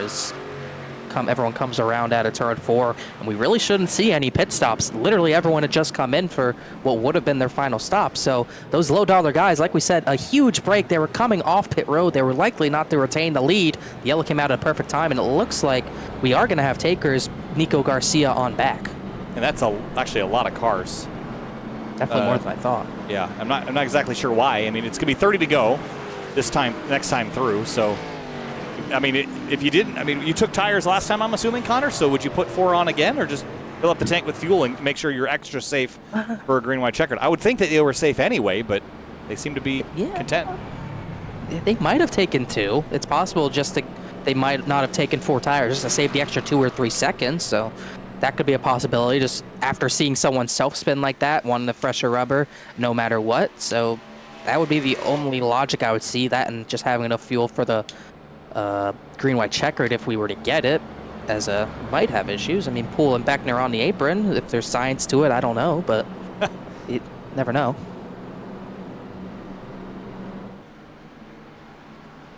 Well, as we approach the we're in the last third of this race, so take a moment here as well. It's been a really exciting race so far. Quick look here at the race stats. 13 leaders, 38 lead changes in 65 laps. 60 of our 65 have been green flag laps, 2 yellows so far. We are on our second, and the 38 holds the fastest lap of the race, and that should be the 38 of Jordan Martin, a 46.269. So that's your race analysis here so far. Race fans, be sure to check out rickshotsauce.com for some of the best hot sauces made locally in South Florida. Try the Loxahatchee Classic, Golden Garlic, Palm Beach Pineapple, or South Beach Heat. Follow the Rick's Hot Sauce Rookie of the Year battle in the Area Cup Series and see which driver will take home the $100 prize as the highest finishing rookie in the point standings. All right, 30 laps to go this time through, and let's reevaluate where we are as far as our picks are concerned. I picked the 27 of Travis Beckner, our Area 500 winner. He runs third. Connor, how's your pick doing? Junior Miller is sat in 12th right now. Most of his teammates did pit, but I think they'll get back to the front to help him eventually. I still like my pick. Where's your pick, Hunter? My pick was in the wreck. Yep. No, it's not good. Muscle. And I think his night doing is the repick. I made my bet. I'm going to lie in it. Fair. Yeah, it's only a lap down. See if we can get body work put back on it, maybe get back out there. With this new damage model, you can never really count anybody out all the way. These cars get repaired pretty completely. So maybe there's something to consider there. He's got some of it repaired. He'll need some lucky dogs to go his way. I don't even know if anyone did get the lucky dog, because it was drivers like John Furness who were a lap down. I think he might have stayed out to cycle back to lead lap, so that's a big break for the 28. And Robertson's going to be our only driver a lap down, besides drivers who were either heavily damaged or out of the race. Lakatos is 18 laps down, Anna Sogak out of the race with a blown engine, and Tom Bourne, I think, was the sole driver out of the race earlier from our first yellow. Well, it's go time on this restart, I think. So we put it in laps, that's one thing. We still got 30 of those to go, but Hunter, I'm looking at the timer, and my timer counts down the estimated time to completion, 23 minutes. Yeah, that's what they want you to believe, but we might be here till 11 o'clock tonight. I mean, we could have caution after caution like we had Monday night, where we went almost the first 70 laps caution-free and then had nothing but yellows towards the end of it. But, I don't know, we could see something different tonight, as the low-dollar cars are going to restart in both the inside and outside lane on the first row. Guess you're right. There's still all opportunity to slow that down. The pace has been good, though, so far, though. Only 2 yellows, and basically pretty evenly on the pit stop sequences as well, which is interesting to me. One right before the pit stop sequence and one right after. And we are inside the average last yellow. But, of course, that the average and the median, 2 different numbers, Connor. Definitely 2 different numbers, and I think we still got to look at the last wreck. I think that's what matters as we get through the Geico restart zone. Back green again, restarting with about 29 laps to go, and it's low dollar 1, 2, 3 right now. Some new players at the front in Jordan Martin and Matthew Bell. Jordan Martin had a rough go this entire race, but has made the climb all the way inside the top 10. Cars are trying to get up to speed as they're rolling through turn 2 and head down the Daytona super stretch. Sun is setting here at Daytona, and as the sun gets lower in the sky, so does the laps remaining on the ticker. Closing in on that 20 to go and about 8 laps. And when that happens, ticker starts counting down and the intensity starts ratcheting up. JT Poole has been a dominant force tonight, has led 18 laps, but he hasn't led one in a long time. Jumps up to the outside, he's got his the number 12 car on the bottom, and through to the start-finish, JT adds the 19th to the list. It looks like they're going to be more aggressive with the blocking this run. Like you said, it's go time, so I can't blame them. The question is when that third lane is going to be formed and who's going to be the first ones to get up there. We've got a bunch of drivers weaving in and out. Jordan Martin's going to jump up. I don't think he wanted to go to the back, but he's going to fall back here. Mason Kane has found his way back to the front. Could have been a calculated move with his teammate, the 62 of Alex Weaver, although that didn't quite go to plan. And now he's got Cameron Hearn on his bumper. The middle lane's starting to get a little separated. Gonna have to try and reform things up and try to get a run going for that bottom, being led by Euroshack in the 12. Beckner holding strong, the second car on the bottom. And now here comes the other teammate from Low Dollar Racing, JT Poole, looking to lead the lap. And here comes JT again. Doesn't quite get there to the outside of the 12. Watching the lane disorganization is ramping up here. The 4 has the 9 as Shane Therian behind him there. The 61 of Bronson Stafford. They just need to commit to that outside lane, and then they're going to get there. They have the speed. Oh, crash out of turn 2, way in the back. Multiple drivers in it, but no caution yet. Alex Bell is one of them. Alan Elwood has damage. No caution somehow. Let's go back and have a look at it. Oh, that was a big one, too. Elwood got a that was a huge crash. Where is the caution? Bell's going to stop on track, but he still won't bring it up. Ben Pierce hits the wall in the Bell. That's what causes Elwood nowhere to go, hard into a wall. Oh, look at Scioli. Wow. Oh, that's AJ Roderick, too. That's a champion's luck right there. I'm not sure how he got through that, but that has taken out a lot of players from this race.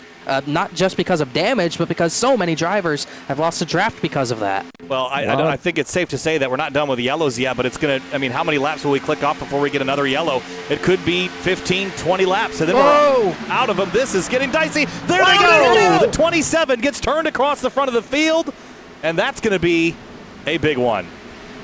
Weaver in it. Weaver almost flipped. That was Jake Nichols is totaled. Looks like Nick Massey. That was brewing from the very start of that restart.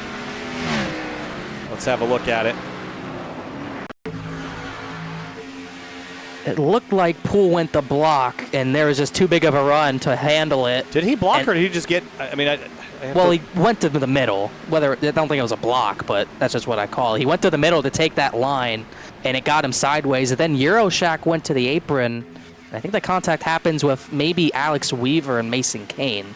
Yeah, so the 26 is there. I think the 31 just got pushed by the pusher, you know, and then they get hooked together. Up. And then it was a Weaver and the 41, Nico Garcia. 41. Yes. Yeah, they were just checking up from that. And one bad bump could create a whole disaster, and we just saw that unfold right in front of us. So see the 9 of Shane Therian. He got away minorly unharmed, gets a little scrape of the wall into the back of the 73, and then more drivers just pile in and. Watch the 66 of Wineland right here. Shoot the gap. Oh, man. I think he got Tom through Bourne. Tom Bourne just came out of pit road to have to avoid that as well. Wow, that was a big look at all the cars everywhere on the racetrack. That was everybody scattering. I don't know how. I could have swore Jeremy Miller, my pick, was in it, but somehow he wasn't. But that's definitely going to take some players out of this one. Just even if they don't have a lot of damage, a lot of drivers are going to lose some track position that they might not be able to recover from because of that. Yeah, that was a big mess here. Wow. We do have some pit stops. Looks like Therian, Danny Ware are going to come in. Nico Garcia has damage to repair as well. And that's what most of the pit stops are going to be for.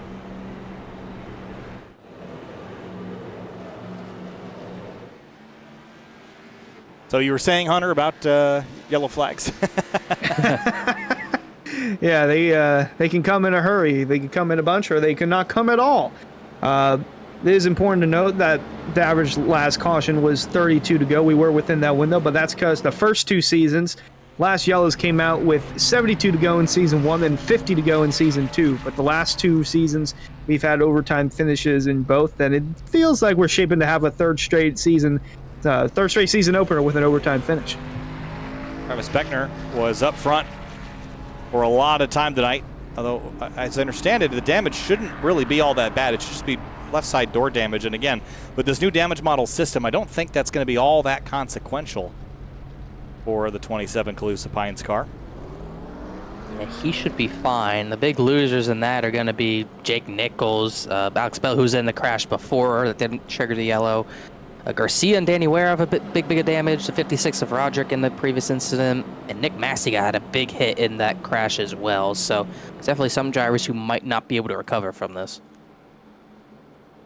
Yeah, how about Mason Kane holding strong in the 4th spot? He was up front with his low dollar racing teammates, led a lap, and was like, all right, I've had enough, moving to the back. And he's kind of been quiet for the majority of the race since the beginning, but he's quickly found himself back inside the top 5 in the closing laps of the Florida State Builders Area Pro Series Season 5 Open. So under yellow for the 3rd time now. Race fans, fall is here, and before you know it, so will winter. Bundle up this season with shop.areairacing.com and shop from our selections of champion hoodies, jackets, and sweatshirts. Easier to shop, quicker to ship, better to wear. That's shop.areairacing.com. Bundle up for sure. It was about balmy 72 today here in Chicago. It's like 78 in Myrtle Beach. But we're getting close to crunch time as far as the weather is concerned. Yeah, the weather up here is starting to get back up in the 80s for some reason. I mean, I've had a cold for like a week, so in my case, it's already here. All right, so we've had a couple of retirements by this point. Some cars that have a lot more damage than others, and one of those cars, Alan Elwood, unlucky. And that has kind of been the story as of late with him. Yeah, extremely unlucky last season. He was so fast a lot of his season, just couldn't get that win. It'll likely be done. Alex Bell is also going to be out. He was looking very strong at times. Looks like Ben Pierce, he's not out of a race, but extremely totaled number 65 after causing that incident that did not bring out the yellow. Looks like the only drivers who are completely off track for the time being are Bell, Elwood, and just Anna Sogak. And as I say that, Anna Sogak actually finally got the engine repaired, so just make that Bell and Elwood for now.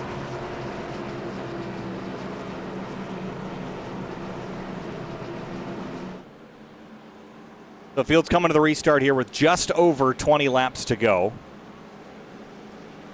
And it is JT Poole and Connor Yarashak leading the way. Mason Kane and Jeremy Miller. Kane in particular probably owed one from Tuesday with how much he ran up front there. He hasn't been quite the force that he was on Tuesday, only led 1 lap so far, but right place, right time. Yeah, he literally just got to the front as well. That was his first time I had seen him back up there, but yeah, still got 3 teammates up there for low dollar. Miller has no teammates up there right now. They need to fight up there. Then he got Hartz and Hearn, Jordan Martin, and together as well. Garrett Grant out of nowhere as well. He could be a factor for sure. Here we go, lap 74, green flag. Little gaps left here and there, bit of a check up, but the 12 gets a better launch than the 26 does, and they're off and away.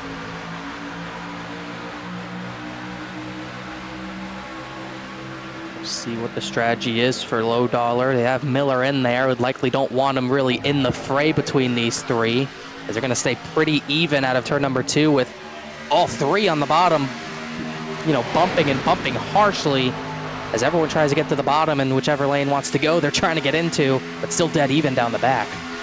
Yeah, outside lane trying to get a little bit of an advantage. JT Poole with Mason Kane pushing through, but that bottom of Euroshack and the 30 of Jeremy Miller, boy, they've got something going. There's a 1-car breakaway, maybe a 2-car breakaway by the time they get out of turn 4, but the 12 still leads it. Connor Yarashak leads another one. He's been up front enough to lead 14 laps tonight. Jeremy Miller hasn't led any, and he's right there in tow in that 2nd place on the inside line. Through turns 1 and 2 again.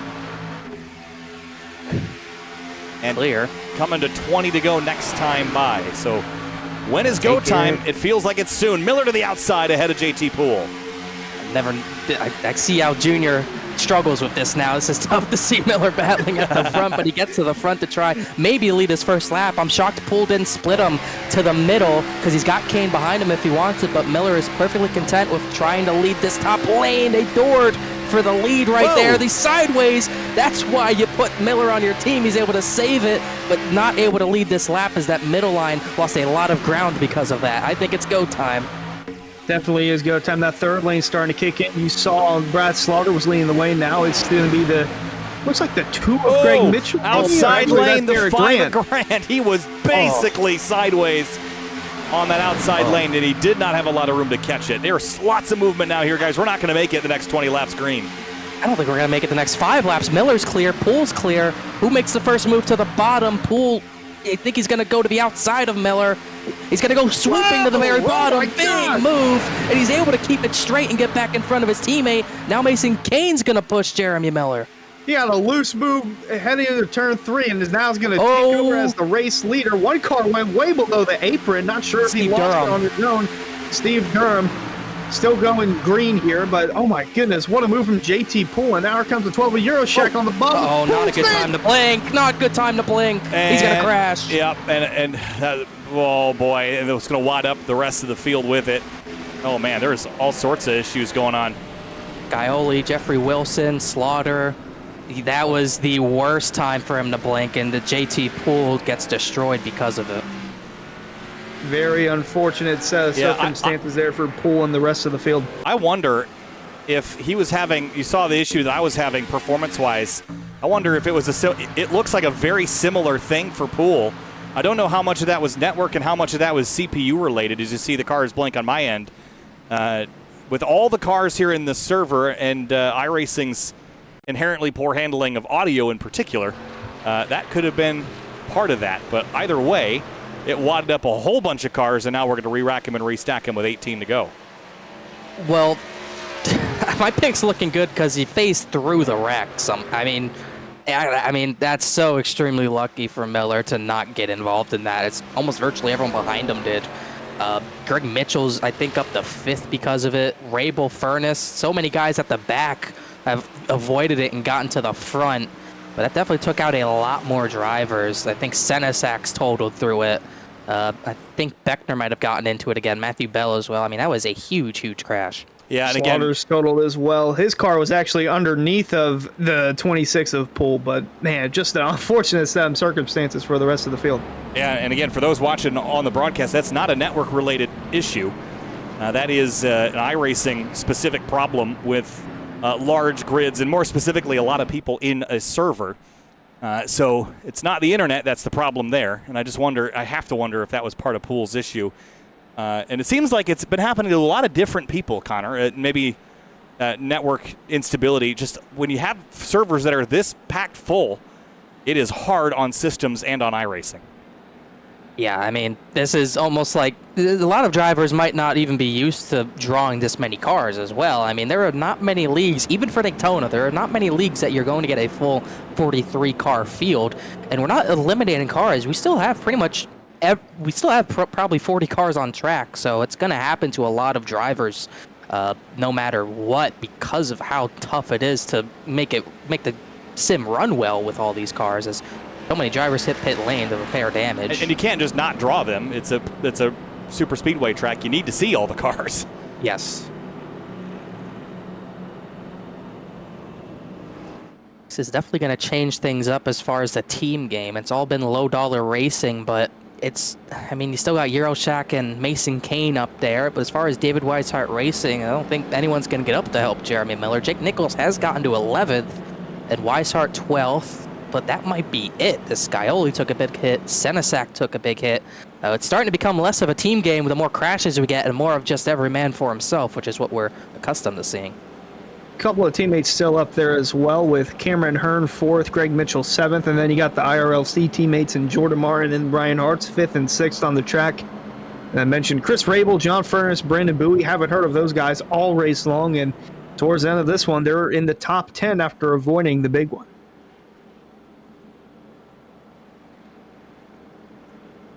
So 17 to go and working our way down to the last 15. Once we restart, there is no holding back, guys. It is game on from there. Yeah, and we're not done. I hate to say it, but we're definitely not done. It's just going to get more and more crazy. I mean, we saw how crazy it got there. I think if JT Poole didn't have his performance issue there, we weren't going to make it any more corners at all. It was getting rowdy with the bump drafting and everyone trying to block each lane. That was getting incredibly wild. It's only going to ramp up from here with some of the aggressive drivers we have at the front now, so this is nowhere far from over. Do you think if that happened on the straightaway, things would have turned out better for the rest of the field?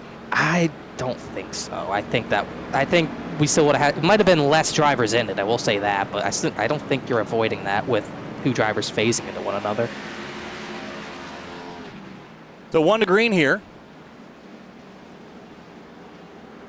And we will be restarting with 15 laps to go.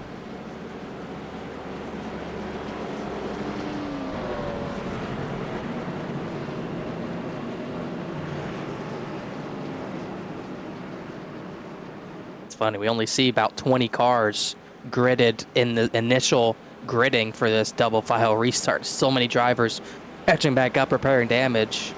JT Poole's not going to make it back into this race. Therian, Massey, Beckner, they're all still coming up. There was an entire different pack out of turn 4 trying to catch up to the field. That was one of their bigger ones of the week for sure. Well, with the way this is shaping up to be, the odds are looking more likely that we could get a new winner for the Area Pro Series. I mean, Cameron Hearn, he's already won a good bit, but Euroshak, he's just making his start in the area. Mason Kane, he's been so close. He won a duel on Monday night a few nights ago. Still looking for that first Pro Series win. Jeremy Miller was close Monday night with the third in the Area 500. Jordan Martin hasn't seen victory lane in quite a while. Neither has Ryan Hartz. And you got Rabel, Mitchell Bowie, and John Furness all still looking for their first win. So, field racked up and stacked up. We're going green. 15 to go. And here we go. Pace truck going to make that hard left onto pit lane. And Connor, this is go time. If you got a friend, you're going to take him to the front now.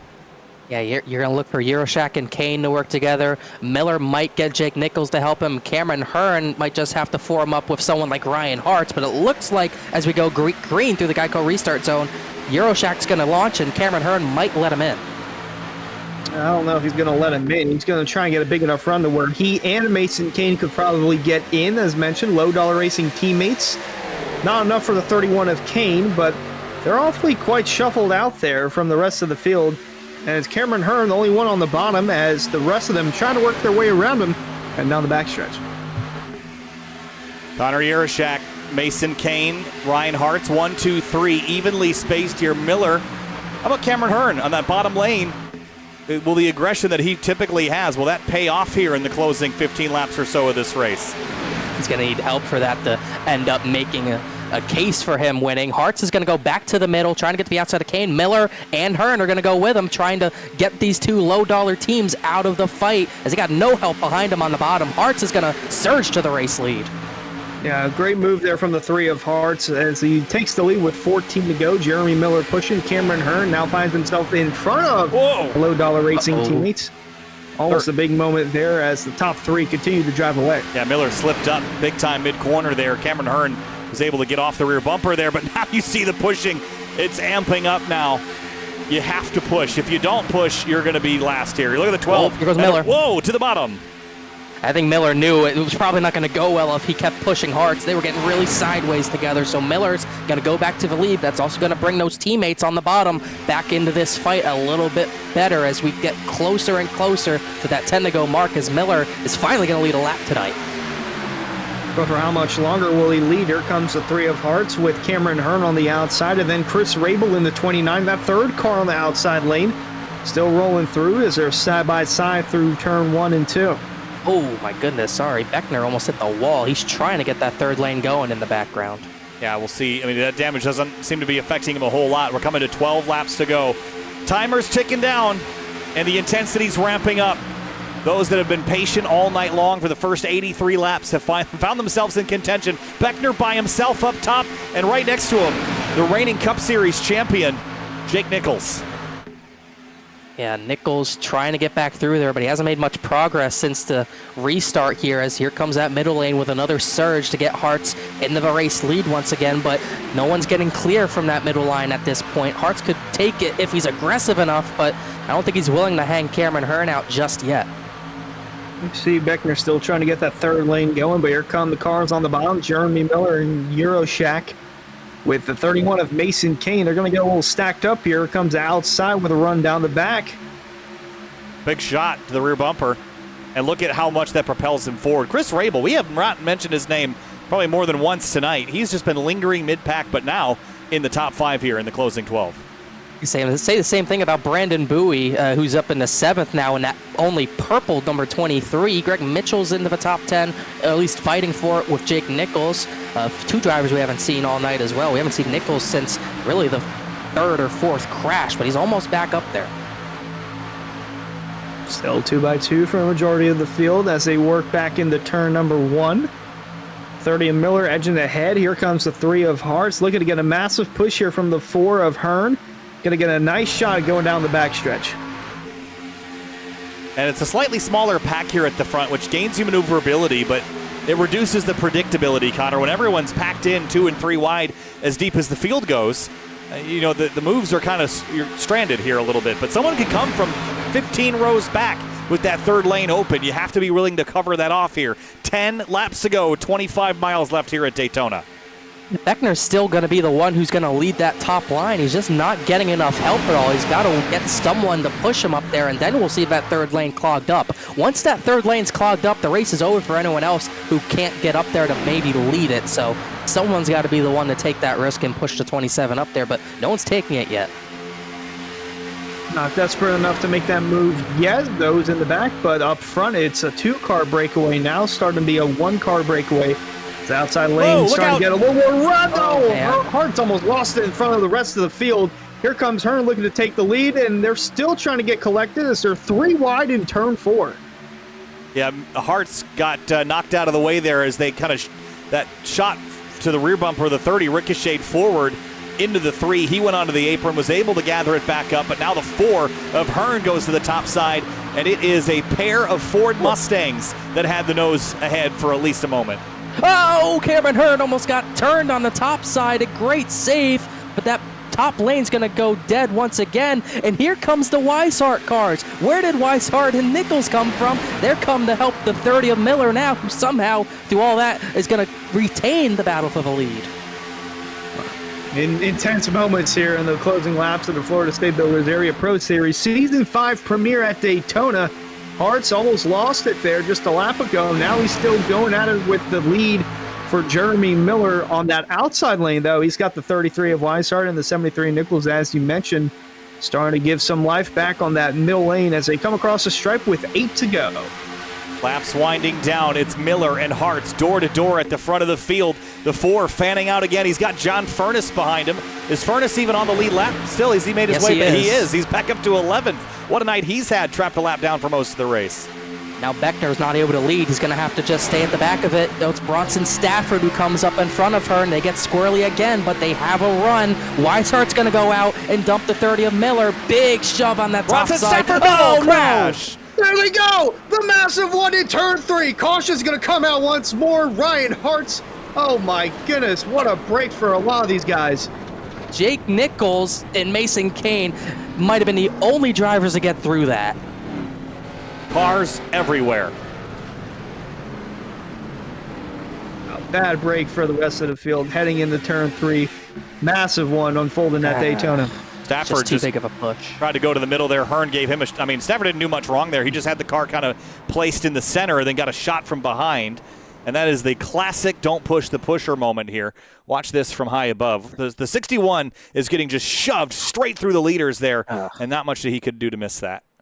And I said Nichols got through it. He did take some damage. Ryan Hartz was so close to getting through it, but doesn't. Mason Kane, I don't know how he didn't get more contact himself. That's everybody, dude. That's the whole field. So many good front runners. Fortunately, my pick Miller's out. He had nowhere to go, but just domino effect. And Mason Kane was really the only driver up front that got through without any contact. Let's ride on board and see what he saw. Oh, he did get a little bit from the 73 there. Oh my God! Look at that though. It's I don't know how much damage Jake Nichols got out of it though. I think he might be able to stay. He does have a left rear is not looking good. So even though those two might have damage, I don't think they have a choice but to stay out under 5 to go. I mean, compared to what everyone else has, they have pristine showroom quality cars in comparison. So I would take it and run. Definitely got to take what you can get. We're inching closer and closer to all that for Jake Nichols win territory, as we've done a few times, like Talladega Cup last season, as a few drivers with extensive damage are going to have to pit. But look at the players quickly that we have now. It's Mitchell, excuse me, not Mitchell, but Nichols and Kane, then Greg Mitchell. Richard Thomas is 4th, Grable's 5th, Ed Robertson 6th, Danny Ware's 8th. Out of all this, Dante Ballard was crashed not too long ago. He's into the top 10 as well. This is wild. Yeah. Even though Jake Nichols hasn't raced in area Pro Series competition, he could still get his first Pro Series win here. So technically, you're still in the balance of getting a first-time winner for the Pro Series. But wow, yeah, imagine if anyone else behind has a chance. Mason Kane, Mitchell. I mentioned Richard Thomas hasn't been in the area in a while, but glad to see him back and with an opportunity to still win. Definitely has an opportunity at that. And look at all the cars. I mean, Greg Mitchell, that thing's torn to pieces. Richard Thomas, we haven't mentioned his name once other than the grid. And, I mean, look at this night.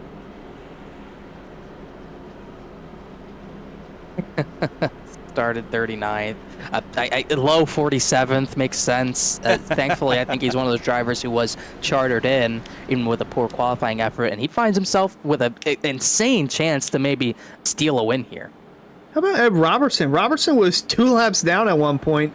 Quite a chaotic race for him, and he's still looking for a win. Hasn't had a win in a while. Got to go back to season 2 at Dover when Ed Robertson won his first and only win in the Pro Series. That's 2 Cup wins as well, but it's been a while since that 64 has been in victory lane. Guys, look who's 11th. Justin Munsell. Wasn't he? What? My pick still has life. Oh my God, many he laps is 11th. down? Well, I mean, what happened? He came back. I did see him come back out on track before he took the green after his crash. He got back on the lead lap, and he's got a chance at it on the 6 and the 9 car side by side. That's exactly what everyone wants to see. Is Shane Therian's still going to be in this? The Therian's avoided everything pretty well tonight. I really haven't seen him in any crashes, but he does have some damage. But yeah, how about Munsell? I can't believe he's still alive. Well, I did say I made my bet I'm going to lie in it. Yeah, you did right now. Yeah, now you're gonna lie in it. Oh no! What do I have? My pick crashed from the lead. Well, and my pick's all the way down in 22nd spot or so. 27? Oh, 20th. Yeah, he got a lot of damage out of that. I had to turn down visible cars to alleviate that problem, so my timing and scoring beyond about 25th is not going to be a whole lot accurate. Just hang tight with that. That's the only way you can get the sim to stop doing that, is turn down the max cars, but of course it then stops calculating all of their positions. And it's a very disruptive problem to have as a broadcaster, more so than it is as a driver. So I'm just feeling very validated that it happened to somebody other than me. Because you're pushing the limits of the sim while you're broadcasting and streaming at the same time, in more of a way than you would while driving. But it seems like JT Poole did confirm that it was a CPU-related issue and not networking, which confirms my theory I had earlier. I'm sure he's not relieved to know that it's an issue. I mean, I'm not relieved about it either. I'm just relieved that Oh, of course. I can go back to Kevin and give him the replay and say, hey, this is still broken. So Kevin Zhu, shout out to him. He's Kyle's guy on call, basically. Well, if he can fix my problem, that'd be cool. He hasn't done that yet, but he at least is picking up the phone. So this is going to be a crazy restart here to get back to the race quickly. We got guys at the front with damage. Nichols, a bad rear bumper. And they're not formed up yet at all either. No. Well, they're going to restart regardless. If we get any yellows, it's overtime, and we only get one shot at it. Here we go. 4 laps to go from Daytona. Whoa, the 8 immediately to the high lane. I can never memorize if there's a lane changing rule or not. I don't think there is, but I don't know for sure. But it's going to be interesting with the damage. Nichols has bad rear bumper damage. It's going to be hard to push him for Greg Mitchell, who has right front damage. Yeah, all the undamaged guys are still in the mid-pack. Yeah, the damage to the aero isn't as big of a deal as to the bumpers where they connect. That's the bigger problem, as you pointed out, Connor. But no issues for Mason Kane, getting shoved through clear by the 37 of Richard Thomas. And there's Ed Robertson, and he is also on the lead lap. How did he get back there as well? I'm not sure, but Kane went to the bottom. Richard Thomas didn't go with him. Big wiggle. The 37 qualified 47th on time, and he's going to go to the race lead. Oh, they're stacking up on the bottom, but here comes that third lane being led by Crash. Steve Durham. There goes the one of Durham on the pit road. They're still green. 3 laps to go. Beckner's around. They're still wrecking at the tri-oval. Still green. There it is. My gosh. My gosh. Oh, my goodness. And I don't know how they didn't wreck more. We will go into overtime, and this race will go extra distance. And look at the front, too. Richard Thomas, Ed Robertson, and Shea Theory might have gotten a third in all that. Yeah, I won't be able to bring a replay up with that because those cars dropped out of my viewable window. So we just saw the two get together. Someone shot to pit lane, and then it just stacked up, and they went from there. That was Steve Durham who spun the pit lane. The car in the wall, I'll just let you know, was initially Ryan Swan. Then Beckner had gotten turned into the wall because of just everyone stacking up with the 54 in the middle of the track. I think Spencer Brown got in it as well. Ben Pierce got more damage. Alex Weaver as well. Miller avoided. But, yeah, really, really wild. And we're not even anywhere close to done because it is so wild at the front. The top 3 drivers started 34th or worse, if that puts into perspective how crazy this is. Yeah, what an insane ending this is going to turn out to be. We're going to get a surprise winner, it feels like. Got Richard Thomas up there. Ed Robertson hasn't won a Pro Series race since Season 2. Shane Tyrion, he's won here twice at Daytona. He's looking for a third win. Mason Kane hasn't won yet. Danny Ware, Matthew Bell, and then you still got Jake Nicholson there running in 7th. This has been one crazy race, Kyle. We had 2 yellows in the first 80 laps, and since then we've had 4 additional. So it has been a pretty wild tail half of this race. 80 of our 94 laps have been green. Look at the leaders. 15. That's 51 lead changes. Almost half the field. Over a third of it. That's incredible. I mean, Kyle Petty. Kyle Petty, yeah. That's incredible. I've been saying it a lot lately. But you got to say it. I mean, this is the perfect time to say it. I mean, this has been so wild. And even through the guys we haven't seen all day at the front, Mason Kane, even with some damage, is still 4th. We're still approaching all that for Jake Nichols' win territory.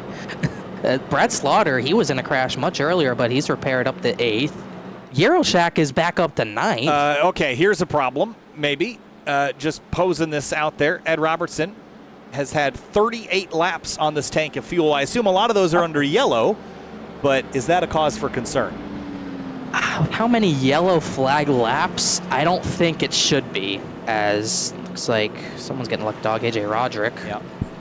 I don't think so. I think, do you have the graphic? I think we could see everyone's, but I don't think 38's going to be an issue with the yellow flag laps, but he's not the only one. Mason Kane, 32 should be fine. Richard Thomas, 30 should be okay. I think everyone else is all right. There is the question mark on Robertson, but I think he'll be okay.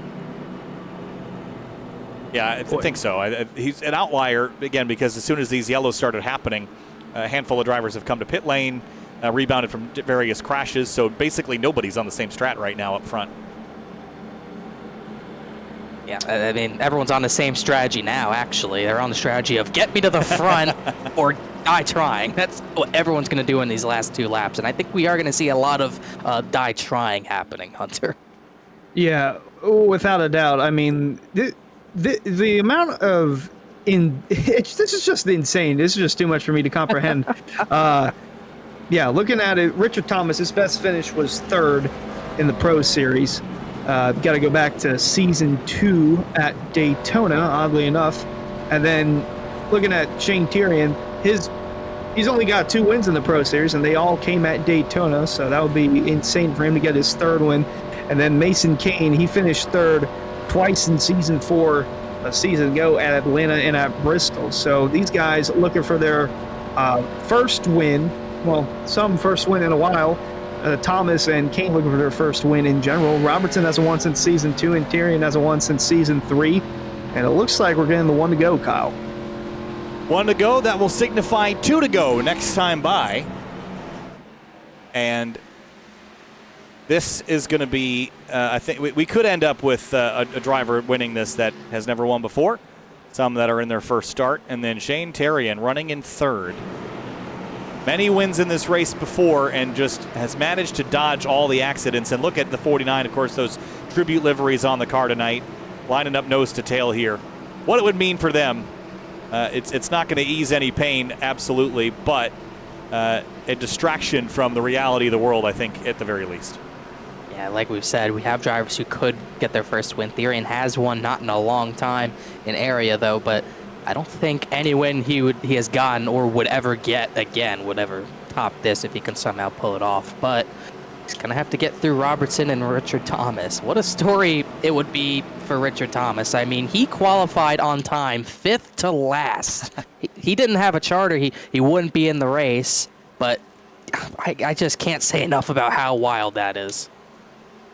Yeah, Thomas only had 5 starts back in season 3 in the Pro Series, and he's back with the new Elwood Design Esports after Alan Elwood made the decision to come back to racing in the Pro Series with Danny Ware and Nico Garcia. So that would be incredible for Richard Thomas to come back and just kick off season 5 with a win count. Yeah, absolutely. What a way to return. Mason Kane's hungry, though. Danny Ware's hungry. Jake Nichols, he's had plenty to eat, but I think he can still eat some more. He still he ain't done yet, that's for sure. Slaughter the same thing.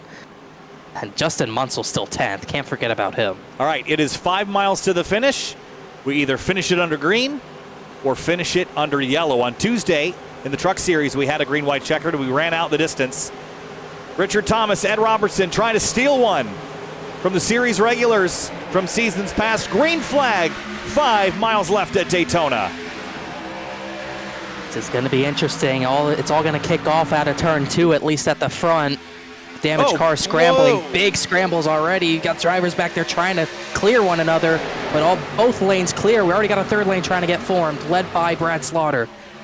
They're not Or bunched Matthew up Bell. on the bottom. That middle and the outside lane are starting to squirm a lot as they work their way down the backstretch.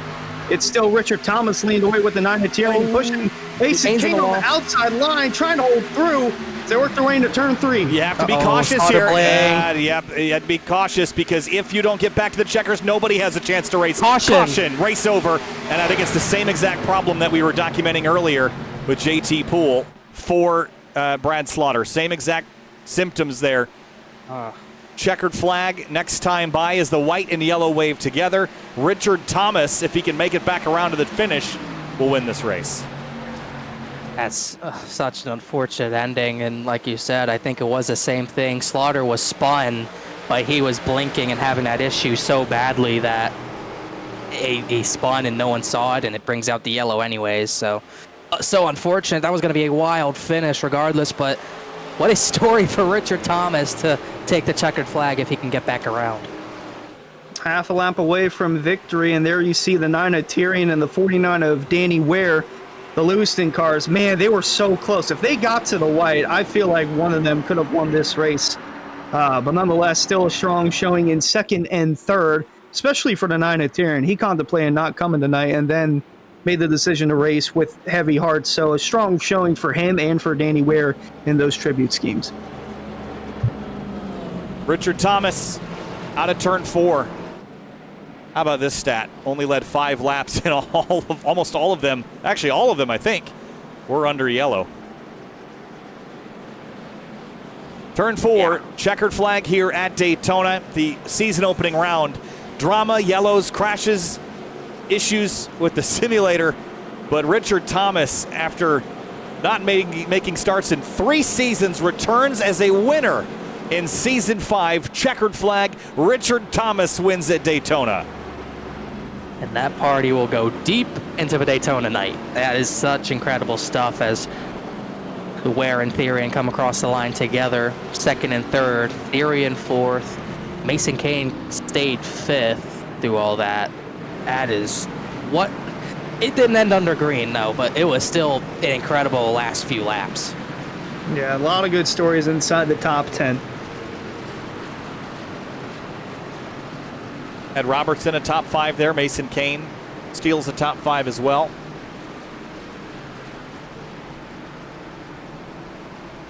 And the big news, of course, a driver, the first time in several seasons, picking up a win and a playoff berth. As long as he runs the full season. I'm not sure what it... If you win Daytona, if you weren't going to run the season. full... Yeah, I was about to say, if you weren't going to run the full season, that just... You're changing your plans now. You're blowing everyone else off. But like Hunter said, all this good stories in the top 10. Munsell came all the way back to get 10th. Delonte Ballard was turned around. He got back to 11th as well. What a job. I can't say enough about Richard Thomas to get up there when it mattered the most. There's the beaten battered number 27 there. He fought clawing all the way to the finish. I think has seen better days. And all the celebrations. And congratulations to a driver that stole one today. Richard Thomas, your winner at Daytona. He will steal it and run to the bank with it for sure, as he very deservedly gets to do burnouts right on the outside wall. I wish the fans moved around more. Yeah, they're not super stoked. They don't seem very happy. You would think it's Denny Hamlin who won the race. Decidedly not. Let's have a look at our race results here. And Richard Thomas, your winner. Only one Ford, but we got one in there. Greg Mitchell in the top 10. And there's a look at down the rest of the list as we finish things off here from Daytona. Thomas, Terrian Ware, Robertson, Mason Kane, Jake Nichols, Matthew Bell, Connor Urashak, Greg Mitchell, and Justin Munsell steals the top 10 there, Connor. What a drive for the 6 in particular. Yeah, great job getting through there. I think if we went green, he could have gotten a little more, but just barely getting into the top 10. There's a few drivers in here that could have finished better and probably would have finished better. Ballard came back to 11th. Great recovery for him. Senesac had no front end at one point, got back to 16th. Same thing for Nick Massey in 15th. Scioli, just like Tuesday night, his title defense doesn't start off very well. He could not recover and only gets back up to 19th. But just like we said on Tuesday night, a lot more time to get back up there through the points and with wins. And Jordan Martin was at the front near the end too, but only 17th place. Yeah, insane finishing order for the rest of the field. Steve Durham spun in that second to last caution, still rallied through with 22nd. Looking through Jeremy Miller, man, he was up front, finished down in 23rd, Beckner 26th. And then Cameron Hearn was up there for a good portion of the night. Brad Slaughter as well, finishing near the outskirts of the 30s. And then these are the drivers that had bad luck or issues tonight. And JT Poole, one of the drivers running up towards the front. I think he was robbed of a good one. David Weishart, Ryan Hartz, Eric Wineland, all drivers that ran towards the front. Casey Lakatos was involved in an earlier crash. So then here's the list of drivers that finished at the rear and those that did not qualify. But let's now talk to Danny Ware, third place tonight. Maybe sim racing isn't the only thing on the mind tonight, Danny, but P3 is certainly a strong way to finish this one. Yeah, it was good. I didn't even expect I was going to be up there, let alone me and Shane be up there. So I think it's bittersweet for Shane right now, and it's, tough on everybody. But, I'd like to, I don't know. It's hard, Yeah, I was going to say I understand, but I really don't. But it's obviously a momentary distraction, at least. But third place for you, Danny, and thinking about you, and we won't push the issue here, but congratulations on a top 3.